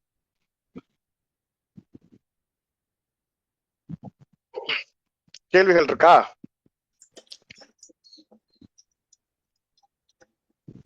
இந்த பயிற்சி சம்பந்தமாக உங்களுக்கு கேள்விகள் இருந்தால் சார் வந்து நிறைய விஷயங்கள் பகிர்ந்துள்ளார்கள். இவ்வளவு நேரம் பேசியிருக்கேன், ஸ்லைட்ல நீங்க படிச்சிருக்கீங்க. இது சம்பந்தமா எது இருந்தாலும் நீங்க கேட்கலாம், அல்லது இது சார்ந்து வேற எதுவும் உங்களுக்கு சொந்தமாக உங்களுக்கு ஒரு கேள்வியாக தோணுனா அதுவும் கேட்கலாம்.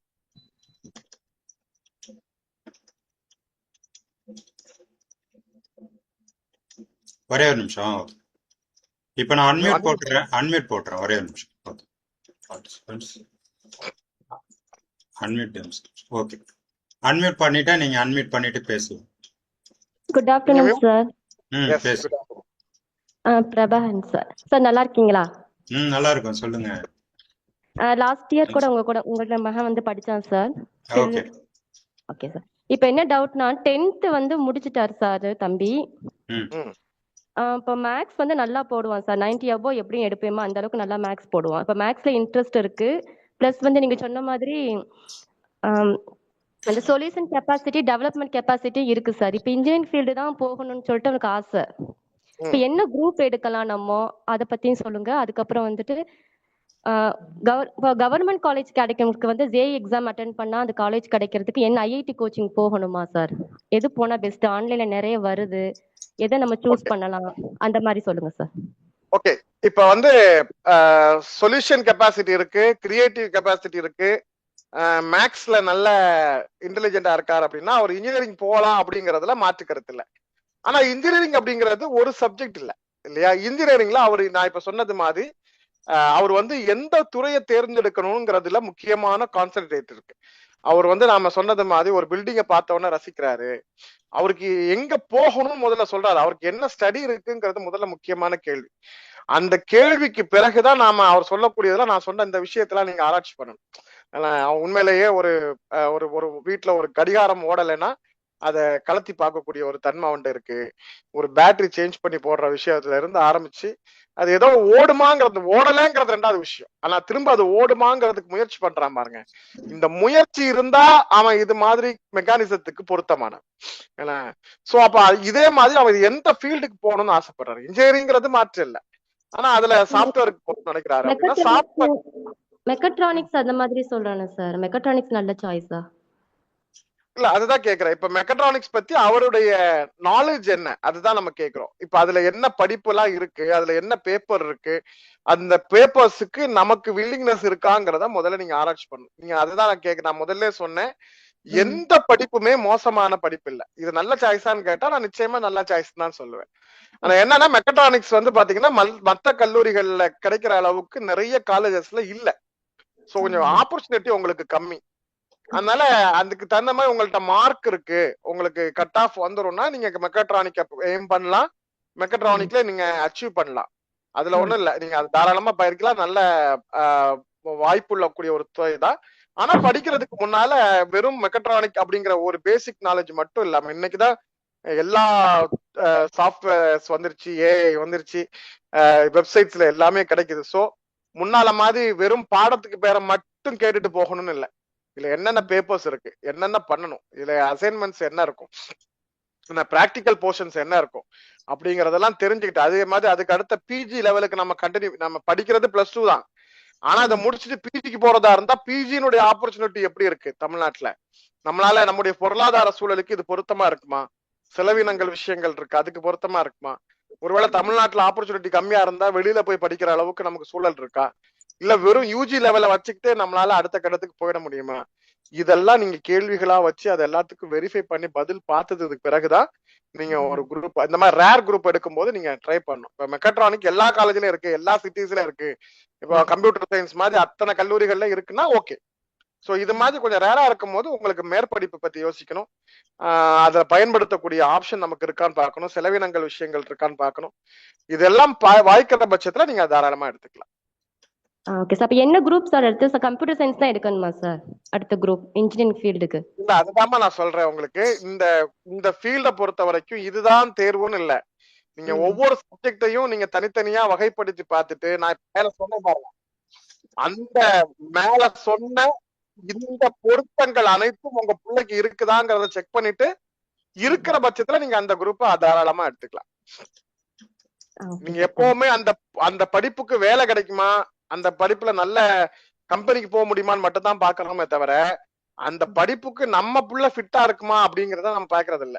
சோ முதல்ல நாம அதை பார்த்துட்டு தான் அதுக்கு அடுத்தது கம்பெனி, காலேஜ்ல இருக்கிற ஹாஸ்டல்ல போடுற சாப்பாடு இது எல்லாத்தையும் பின்னாலதான் பாக்கணும். ஓகே வணக்கம் சார். எஸ் வணக்கம், சொல்லுங்க சார். நாகூர் பேசுறேன், ராமநாதபுரத்துல இருந்து. சொல்லுங்க சார். விளக்கங்கள் அந்த ஸ்டூடெண்ட்ஸ்களுக்கு நீங்க கொடுத்த விளக்கங்கள் மிக அற்புதமா இருந்தது சார். இந்த டேலண்ட், இந்த கெப்பாசிட்டி அவருடைய தன்மையில் இருந்தால் இந்த இதுக்கு அவர் நல்லா உபயோகப்படுவார். ரொம்ப அற்புதமா இருந்தது, நல்ல அருமையான விளக்கம். ஆனா பட் என்னுடைய என்னட்டா சார், இப்ப பல வழிகாட்டும் குழுக்கள் இருக்காங்க சார், எல்லா மாவட்டத்திலும் இருக்காங்க சார். இந்த மாணவருக்கு இந்த இதில் நாங்கள் வழிகாட்டி கொடுக்கணும், வாங்க எங்கிட்ட வந்து நாங்கள் இது பண்ணுங்க கொள்ளுங்க அப்படின்னு பல விஷயங்களை இது பண்றாங்க. பட் அந்த வகுப்புல அவங்க மாணவர்கள் போனா உபயோகப்படுவாங்களா உபயோகப்பட மாட்டாங்களா தெரியாது. இது போன்ற கிளாஸ்க்குள்ள அவங்க வந்து உபயோகப்படுத்திட்டா இன்னும் நல்லா இருக்கும். பட் என்னோட இது என்னட்டாக்கா, அந்த மாதிரி இதுக்குள்ள அவங்க போகாத அளவுக்கு அவங்க கொஞ்சம் விழிப்புணர்வு கொண்டு வரணும்னா என்ன செய்யணும் சார்? முதல் விஷயம் சார், அடிப்படையில இந்த மாதிரி ஒரு ஒரு பெரிய கேங்கு கிளாஸ் பண்றது, ஒரு ஒரு ஒரு ஒரு பெரிய மண்டபம் எடுத்து அதுல வந்து உயர்கல்வி வழிகாட்டல் வகுப்பு நடக்கிறது அப்படின்னு சொல்லி வந்து பெரிய பெரிய இன்னைக்கு ஊடகங்கள் நடத்துறாங்க, பத்திரிகை பேர்ல நடத்துறாங்க, பல கல்லூரிகள்ல அரங்கில் நடத்துறாங்க. அது வந்து தமிழ்நாட்டுல நல்ல பெஸ்ட் ட்ரைனர்ஸை கூட்டு வந்து கிளாஸ் நடத்துறாங்க, அதுல எந்த சந்தேகமும் இல்லை. ஆனா நான் எப்பவுமே அடிப்படையா ஒரு விஷயம் கேட்பேன். இப்போ சில பிள்ளைங்களுக்கு சில தெளிவோட வகுப்புக்கு போவாங்க, அந்த வகுப்புல போனா சில குழப்பங்கள் வந்துடும். ஏன்னா கன்ஃபியூஸ், ஏன்னா 10 வருஷமா 5 வருஷமா ஒரே ஃபீல்ட யோசிச்சிருப்பாங்க. அங்க போய் 10 விதமான சப்ஜெக்ட புதுசு புதுசா தெரிஞ்சுக்கும் போது இவங்க ஏற்கனவே கான்பிடென்டோட போன ஒரு சப்ஜெக்ட்ல கன்ஃபியூஸ் வரலாம். சரி, அடுத்த கட்டமா அந்த அந்த ஒர்க் ஷாப்ல சொன்ன ஒரு தகவலை வச்சுக்கிட்டு வீட்டுல வந்து டிஸ்கஸ் பண்ணுவாங்க. டிஸ்கஸ் பண்ணும்போது புதுசா டவுட் வரும், அல்லது கேள்விகள் வரும், அல்லது கூடுதல் விளக்கம் தேவைப்படும். இப்ப மதுரையில ஒரு கேம்ப் பண்றாங்க, சென்னையில இருந்து ஒருத்தரை கூப்பிட்டு வந்தாங்க. 2 மணி நேரம் அவர் பிரமாதமா பேசிட்டு அவர் வண்டி ஏறி போயிட்டாரு. இப்ப இதே பிள்ளைக்கு திரும்ப அந்த அந்த கோர்ஸ் பத்தி ஒரு கூடுதல் டீடைல் வேணும்னா யார்கிட்ட போய் கேட்பாங்க? அவரை எங்க போய் மறுபடியும் கண்டுபிடிக்கிறது? அவர் வேற ஒரு ஊர்ல வேற ஒரு அரங்குல பேசிக்கிட்டு இருப்பார். அப்ப இதுக்கு தீர்வு என்ன அப்படின்னா, ஒவ்வொரு ஊர்லயும் வேல்யூடா ட்ரெயின்டு பர்சன்ஸ் உருவாக்குறது மட்டும்தான் முறையாக எஜுகேஷன் சைக்காலஜி அல்லது வந்து ஹையர் எஜுகேஷன் ட்ரைனிங் ப்ரோக்ராம் இது மாதிரி வேல்யூடான பர்சன்ஸை உருவாக்குறது மட்டும்தான் இதற்கான தீர்வாக இருக்கும். நீங்க செய்ய வேண்டிய விஷயம் என்னன்னா, எல்லா துறைகள்லயுமே எக்ஸ்பர்ட்ஸ் இன்னைக்கு ஆன்லைன்ல ஆஃப்லைன்ல எல்லாமே கிடைக்குது. நீங்க காலேஜுக்கு எவ்வளவோ ஃபீஸ் கட்ட போறீங்க, இன்ஸ்டிடியூஷனுக்கு எவ்வளவோ ஃபீஸ் கட்ட போறீங்க. குறைந்தபட்சம் இது மாதிரி தகுதி உடையவர்களா அப்படின்னு பார்த்து ஃப்ரீயா சொல்றாங்க அப்படின்னா, சர்வீஸா இருக்கிறாங்கன்னா அந்த சர்வீஸை பயன்படுத்திக்கிறது. இல்லைன்னா குறைந்தபட்சம் 1-to-1 சிஸ்டம், இதுதான் முக்கியமான விஷயம். 100 பேருக்கு 50 பேருக்கு ஒரு காலேஜ்ல ஒரு பெரிய கேம்பஸ்ல உட்கார வச்சு ஒரு பெரிய பத்திரிகை நடத்துறாங்க, 500 மாணவர்கள் பங்கேற்றார்கள், குடும்பத்துடன் போடுறாங்க. 500 பேருக்கும் பொதுவா யாராவது கைட் பண்ண முடியுமா? முடியாது. ஸோ 1-to-1 அட்வைஸ் எடுத்துக்கோங்க, ரைட் பர்சன் எடுத்துக்கோங்க. மேக்சிமம் இந்த கன்சல்டன்சி ஏஜென்சி இதெல்லாம் தவிர்த்துருங்க. எல்லாருமே பிசினஸ் மோட்டிவ்ல தான் இருப்பாங்க, அவங்களுக்கு வேலையே அதுதான். அவங்களுக்கு அட்மிஷன் பண்ணி கொடுத்தா அந்த காலேஜ்ல இருந்து அவங்களுக்கு சர்டன் பர்சன்டேஜ் கமிஷன் கொடுப்பாங்க. ஸோ அதுக்கு பிரியப்பட்டு எதையாவது சொல்லுவாங்க. அல்லது நீங்க காலேஜ்ல போய் டைரக்டா கேட்டீங்கன்னா அவங்களுக்கு எந்த பேட்ச்ல அட்மிஷன் கம்மியா இருக்கோ அதன் பக்கம் உங்களை திருப்ப பார்ப்பாங்க. அதனால எந்த காலேஜுடைய அட்மிஷனையும் அவங்க காலேஜ்ல கேட்காதீங்க. கன்சல்டிங்ல தயவு செய்து இந்த மாதிரி ஏஜென்சிஸ்ல கேட்காங்க, அட்மிஷன் பண்ணி தரக்கூடிய கேட்காதீங்க.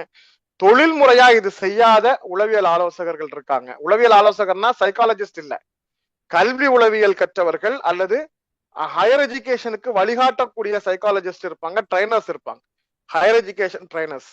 அவங்கள்ட்ட நீங்க கேளுங்க, என்கொயரி பண்ணுங்க. அவங்க முழுசா உங்களை ஸ்டடி பண்ணிட்டு உங்களுக்கு ரிப்போர்ட் கொடுக்குறாங்கன்னா அது சரியா இருக்கும். தேங்க்யூ சார், தேங்க்யூ சார், மிக அற்புதம் sir. Thank you, thank you so much. நன்றி சார். எஸ் சார், நான் 10th இப்போ முடிச்சிருக்கேன் சார்.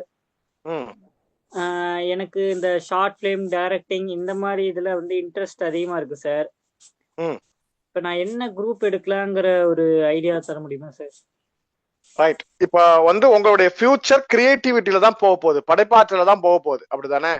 ஏதோ ஒரு விஷயத்த நீங்க கிரியேட்டிவா தான் பண்ண போறீங்க, உங்களுக்கு அதுலதான் ஆற்றல் இருக்குன்னா நீங்க இதுக்காக மேத்ஸ் பயாலஜி எடுத்து அல்லது பியூர் கம்ப்யூட்டர் சயின்ஸ் எடுத்து அது பக்கம் போய் கஷ்டப்படணும்னு இல்லை. உங்களுக்கு மேத்ஸ் வருது அப்படின்னா நீங்க கம்ப்யூட்டர் சயின்ஸ் எடுத்துக்கலாம்.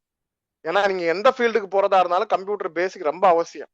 அதனால உங்களுக்கு மேத்ஸ் பிரச்சனை இல்லைன்னா நீங்க 11th கம்ப்யூட்டர் சயின்ஸ் எடுத்துட்டு 11th 12th முடிச்சுட்டு அடுத்த கட்டமா நீங்க விஷுவல் கம்யூனிகேஷன் பண்ணலாம், அல்லது வந்து ஃபைன் ஆர்ட்ஸ் சப்ஜெக்ட் பண்ண எந்த சப்ஜெக்ட் வேணாலும் நீங்க எடுத்துக்கலாம்.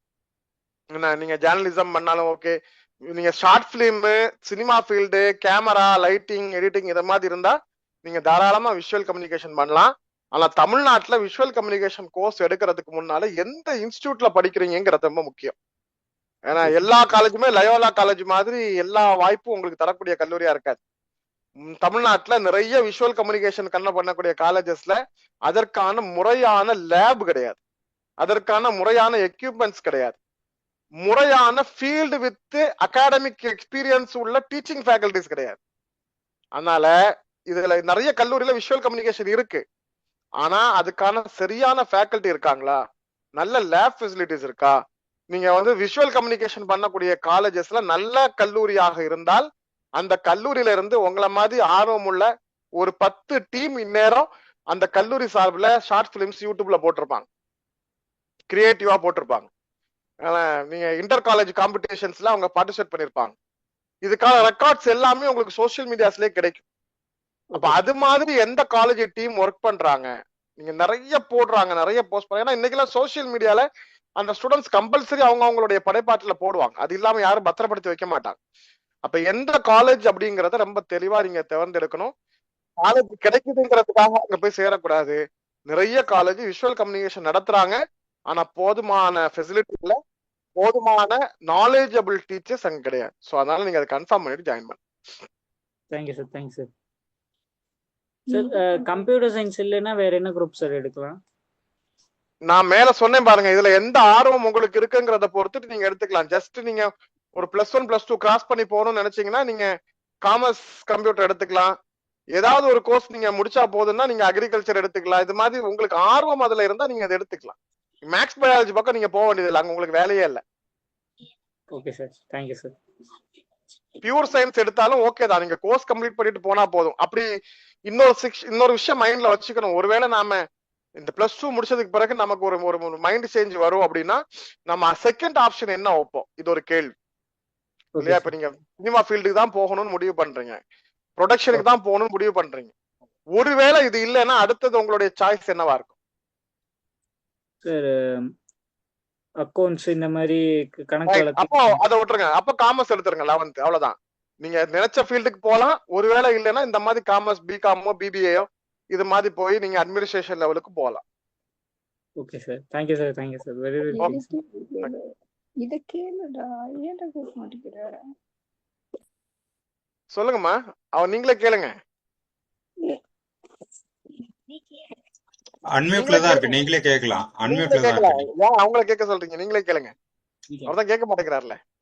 இல்லைங்க சார், இது இங்க என்ன இருக்குன்னு சொன்ன குரூப் அக்ரி எடுக்கிறதுனால என்ன பெனிஃபிட்ங்க சார்? முதல் விஷயம், அக்ரிகல்ச்சர்ல அவருக்கு இன்ட்ரெஸ்ட் இருக்கணும். நீங்க வந்து பயிர் பயிற்சிகளை பத்தியோ தாவரங்களை பத்தியோ எந்த நாலேஜும் இல்லாத ஒருத்தரை கொண்டு போய் அக்ரிகல்ச்சர்ல சேர்த்தீங்கன்னா அவரால எதையும் அண்டர்ஸ்டாண்ட் பண்ணிக்க முடியாது. முதல்ல செடி கொடி பறவை பச்சி ஆடு மாடு கோழி மீன் மான் புறா வாத்து எல்லாத்தையும் பத்தி ஒரு ஆர்வம் இருக்கு. அப்புறம் அவருக்கு வந்து தாவரங்கள் சாப்பாடு இலை கீரை இது மாதிரியான சப்ஜெக்ட்ல உங்களுக்கு நாலேஜ் இருக்கு, அவர் கொஞ்சம் இது மாதிரி விஷயங்களை ஆர்வமா பாக்குறாருன்னா இந்த ஃபீல்டுக்கு நீங்க போலாம். +1 +2 முடிச்சுட்டு கோயம்புத்தூர் அக்ரிகல்ச்சர் காலேஜ்ல, தருமபுரி காலேஜ்ல எல்லாம் உங்களுக்கு தாராளமா சீட்ஸ் இருக்கு. முடிச்சீங்கன்னா பிஎஸ்சி அக்ரிகல்ச்சர், எம்எஸ்சி அக்ரிகல்ச்சர், நீங்க உங்களுடைய பெர்ஃபார்மன்ஸ் நல்லா இருந்துச்சுன்னா 100% உங்களுக்கு கவர்மெண்ட் ஜாப் கன்ஃபார்மா இருக்கு. அப்படிங்களா சார்? ஆனா பறவை இதெல்லாம் வளர்த்துறதுல ஆர்வம் உண்டுங்க சார். ஆல்ரெடி வீடு நிறைய மீன், லவ் பேர்ட்ஸ், கிளி இப்படி எல்லாமே வச்சுட்டு தாங்க சார் இருக்காரு. பயிர் அப்படிங்கிற நான் ஒரு பேச்சுக்கு சொன்னேன். அதாவது நீங்க அக்ரிகல்ச்சருங்கிறது வந்து முழுக்க வேளாண்மை தான். அதுல வந்து பறவை பத்தி எல்லாம் இல்ல, அதுல கால்நடை பத்தி ஒரு பகுதி வரும். அதுல அதுல பிஜி டிப்ளமோ நீங்க தனித்துவமா படிக்கலாம். மீன் வளர்ப்பு, இறால் வளர்ப்பு. ஏன்னா நீங்க ஒரு பிஎஸ்சி அக்ரிகல்ச்சர் முடிச்சுட்டு ஒரு குறிப்பிட்ட இது மட்டும் போக்கசிங் பண்ணணும் அப்படின்னா நீங்க பறவைகள் சார்ந்து மட்டும் படிக்கணும்னா போலாம். எம்எஸ்சி முடிச்சுட்டு அடுத்தது பிஹெச்டி ஆராய்ச்சிக்கு போலாம். கவர்மெண்ட் பல்கலைக்கழகங்கள்லயே அந்த ஆராய்ச்சிகளை மேற்கொள்றதுக்கு ஸ்டேஃபன் கொடுக்குறாங்க. அதை விட முக்கியமான விஷயம், பல நாடுகள் அவருக்கு லாங்குவேஜ் நல்லா இருந்துச்சுன்னா பல நாடுகளோட ப்ராஜெக்ட்ல ஒர்க் பண்றதுக்கு வாய்ப்பு இருக்கு. ஸோ அக்ரிகல்ச்சருங்கிறது பேசிக். அதுக்கப்புறம் அவர் என்ன எடுத்துக்கலாம், வெறும் மீனை பத்தி மட்டுமே ஆராய்ச்சிக்காக எடுத்துக்கலாம். மீன்வளத்துறை பல்கலைக்கழகம் இங்க நாகப்பட்டினத்துல இயங்கிட்டு இருக்கு. மிக குறைவான கட்டணத்துல மிக அதிகமான தரத்தோட உங்களுக்கு படிப்பு தர்றாங்க.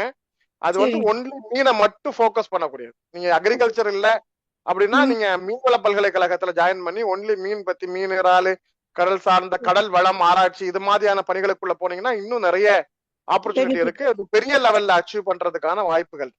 சரிங்க சார். அதான் இந்த ஊர்ல வந்து 4 சப்ஜெக்ட் தான் சார் இருக்கு. அதனாலதான் சரி அதுல ஏதாவது ஒண்ணு ஜாயின் பண்ணுவாரு. அவுட்டர் லேர்ன் பண்ணா கொஞ்சம் லாங்கா போகணும் சார் இவரு.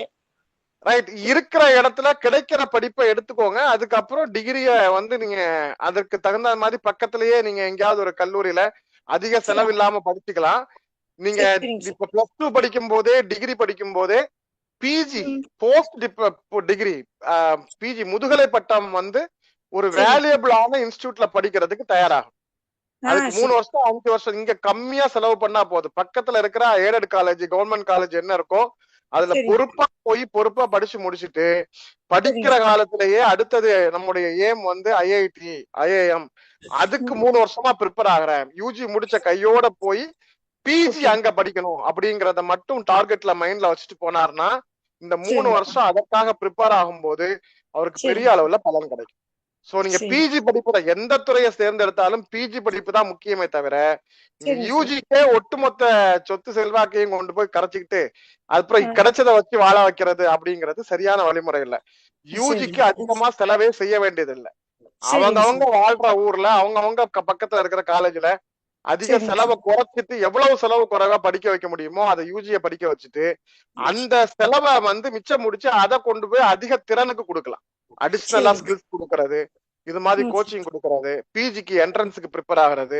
இப்ப சரிங்க மேடம் சார். கேட்டாங்க பாருங்க, ஐஐடிக்கு போகணுமான்னு லாஸ்ட்ல கேட்டாங்க பாருங்க. அந்த மாதிரி ஐஐடிக்கு போறதுக்குலாம் நீங்க சரிங்க பிஜிக்கு சார். போறதுக்கு முயற்சி பண்ணீங்கன்னா அது சரிங்க உங்களுடைய ஃபியூச்சருக்கு ரொம்ப, நீங்க பிஜில போய் அட்மிஷன் மட்டும் போட்டாலே போதும், அவரோட லைஃப் செட்டில். வேற அப்படிங்களா ஒண்ணுமே சார்? செய்ய வேண்டாம். அந்த சரி அளவுக்கு சார். வேலை செய்ய முடியும். அப்படிங்களா சார்? ரொம்ப ரொம்ப நன்றிங்க சார். தேங்க்யூங்க நன்றி. சார். நன்றி. தேங்க்யூங்க சார். Thank you sir. சார் மன்னிக்கணும் சார், இதை கொஞ்சம் ரெக்கார்டிங்கா போட்டா கொஞ்சம் நல்லா உபயோகமா இருக்கும் சார். மற்ற Yes, மாணவர்களுக்கும் recording கொஞ்சம் start நம்ம விழிப்புணர்வு start போட்டுடலாம் சார். ரெக்கார்டிங் பண்ணிட்டு இருக்கோங்க சார். கிளாஸ் முடிஞ்ச உடனே ரெக்கார்டிங் போடுறோம் சார். Thank you sir. ஓகே, வேற யாரும் ஸ்டூடெண்ட்ஸ் இருக்கீங்களா? ஸ்டூடெண்ட்ஸ் அண்ட் பேரண்ட்ஸ் இருந்தீங்கன்னா அவங்க டவுட் எதா இருந்தாலும் கேட்கலாம். முடிச்சிடலாமா? ஓகேங்க சார். Okay okay. பங்கேற்றவர்களுக்கும் கேட்டவர்களுக்கும் மிக்க நன்றி. ஒருங்கிணைப்பு செய்த காரைக்கால் கே பிரபாகரன் அவர்களுக்கு நன்றி. ரொம்ப நன்றிங்க சார். ரொம்ப சிறப்பான ஒரு பயிற்சி. ஏன்னா இது வரைக்கும் யாருமே கொடுக்காத ஒரு சப்ஜெக்ட். அவங்க தன்னறிவை, அவங்க எதுல ஆர்வமா இருக்கிறாங்க அப்படிங்கிறத பேரண்ட்ஸ் நீங்க இது வரைக்கும் சார் சொன்ன விஷயத்திலேயே ஒரு அனலைஸ் பண்ணியிருப்பீங்க. அவங்களுக்கு எதுல ஈடுபாடு, எதுல ஆர்வம், எதுல போனா சரியா இருக்கும் அப்படிங்கிறத அவங்களுடைய செயல்பாடுகள், நடவடிக்கைகள், அவர்களுடைய ஆர்வம், ஈடுபாடு, திறமை, இதையெல்லாம் அளவிட்டு நீங்க போனீங்க அப்படின்னா எதையும் எதிர்கொள்ளக்கூடிய ஒரு கல்விக்கு அவர்கள் தயாராவார்கள். இது பேரண்ட்ஸ் வந்து திணிச்சு இதுக்கு போகணும் அதுக்கு போகணும் அப்படின்னு சொல்லிட்டு அடுத்தவங்களுடைய ஆலோசனைகளை கேட்டுட்டு அவங்க திணிச்சு அனுப்புனீங்க அப்படின்னா இன்னைக்கு இருக்கக்கூடிய உலகத்துல பாத்தீங்கன்னா நிரந்தர வேலை வாய்ப்பு அப்படிங்கிறதே சவால் அப்படிங்கிற மாதிரி ஆயிடுச்சு. அதனால அவருடைய திறமை சார்ந்த கல்விக்கு நாம் முதலிடம் கொடுக்க வேண்டும் அப்படிங்கிற கருத்தை சார் ரொம்ப சிறப்பாக மையப்படுத்தி இந்த பயிற்சியை வழங்கி இருக்கிறார்கள். இதோடைய ரெக்கார்டிங் உங்களுக்கு வந்து நம்ம குரூப்ல போடுறதால நீங்க வந்து எல்லாருக்கும் இதை ஷேர் பண்ணுங்க. மற்றவங்களுக்கு ரொம்ப ரொம்ப பயனுள்ளதாக இருக்கும். மீண்டும் நம்ம ஒரே ஒரு கேள்வி கேட்டிருக்கிறாங்க. அதுதான் சார் சொல்ல வந்த கருத்து என்னன்னா, நீங்க வந்து உங்களுடைய ஆர்வம் என்ன, உங்களுக்கா இல்ல உங்க பிள்ளைகளுக்காக கேட்குறீங்களா அப்படின்னு தெரியல. அவங்களுக்கு என்ன ஆர்வம், ஈடுபாடு அப்படிங்கிறத கணிச்சு அதுக்கப்புறமே நீங்க உங்களுடைய கல்வியை தீர்மானிங்க அப்படின்னு தான் சார் சொல்லியிருக்காங்க. மீண்டும் நம்ம அடுத்த பயிற்சி வகுப்பில் சந்திப்போம். நன்றி, வணக்கம்.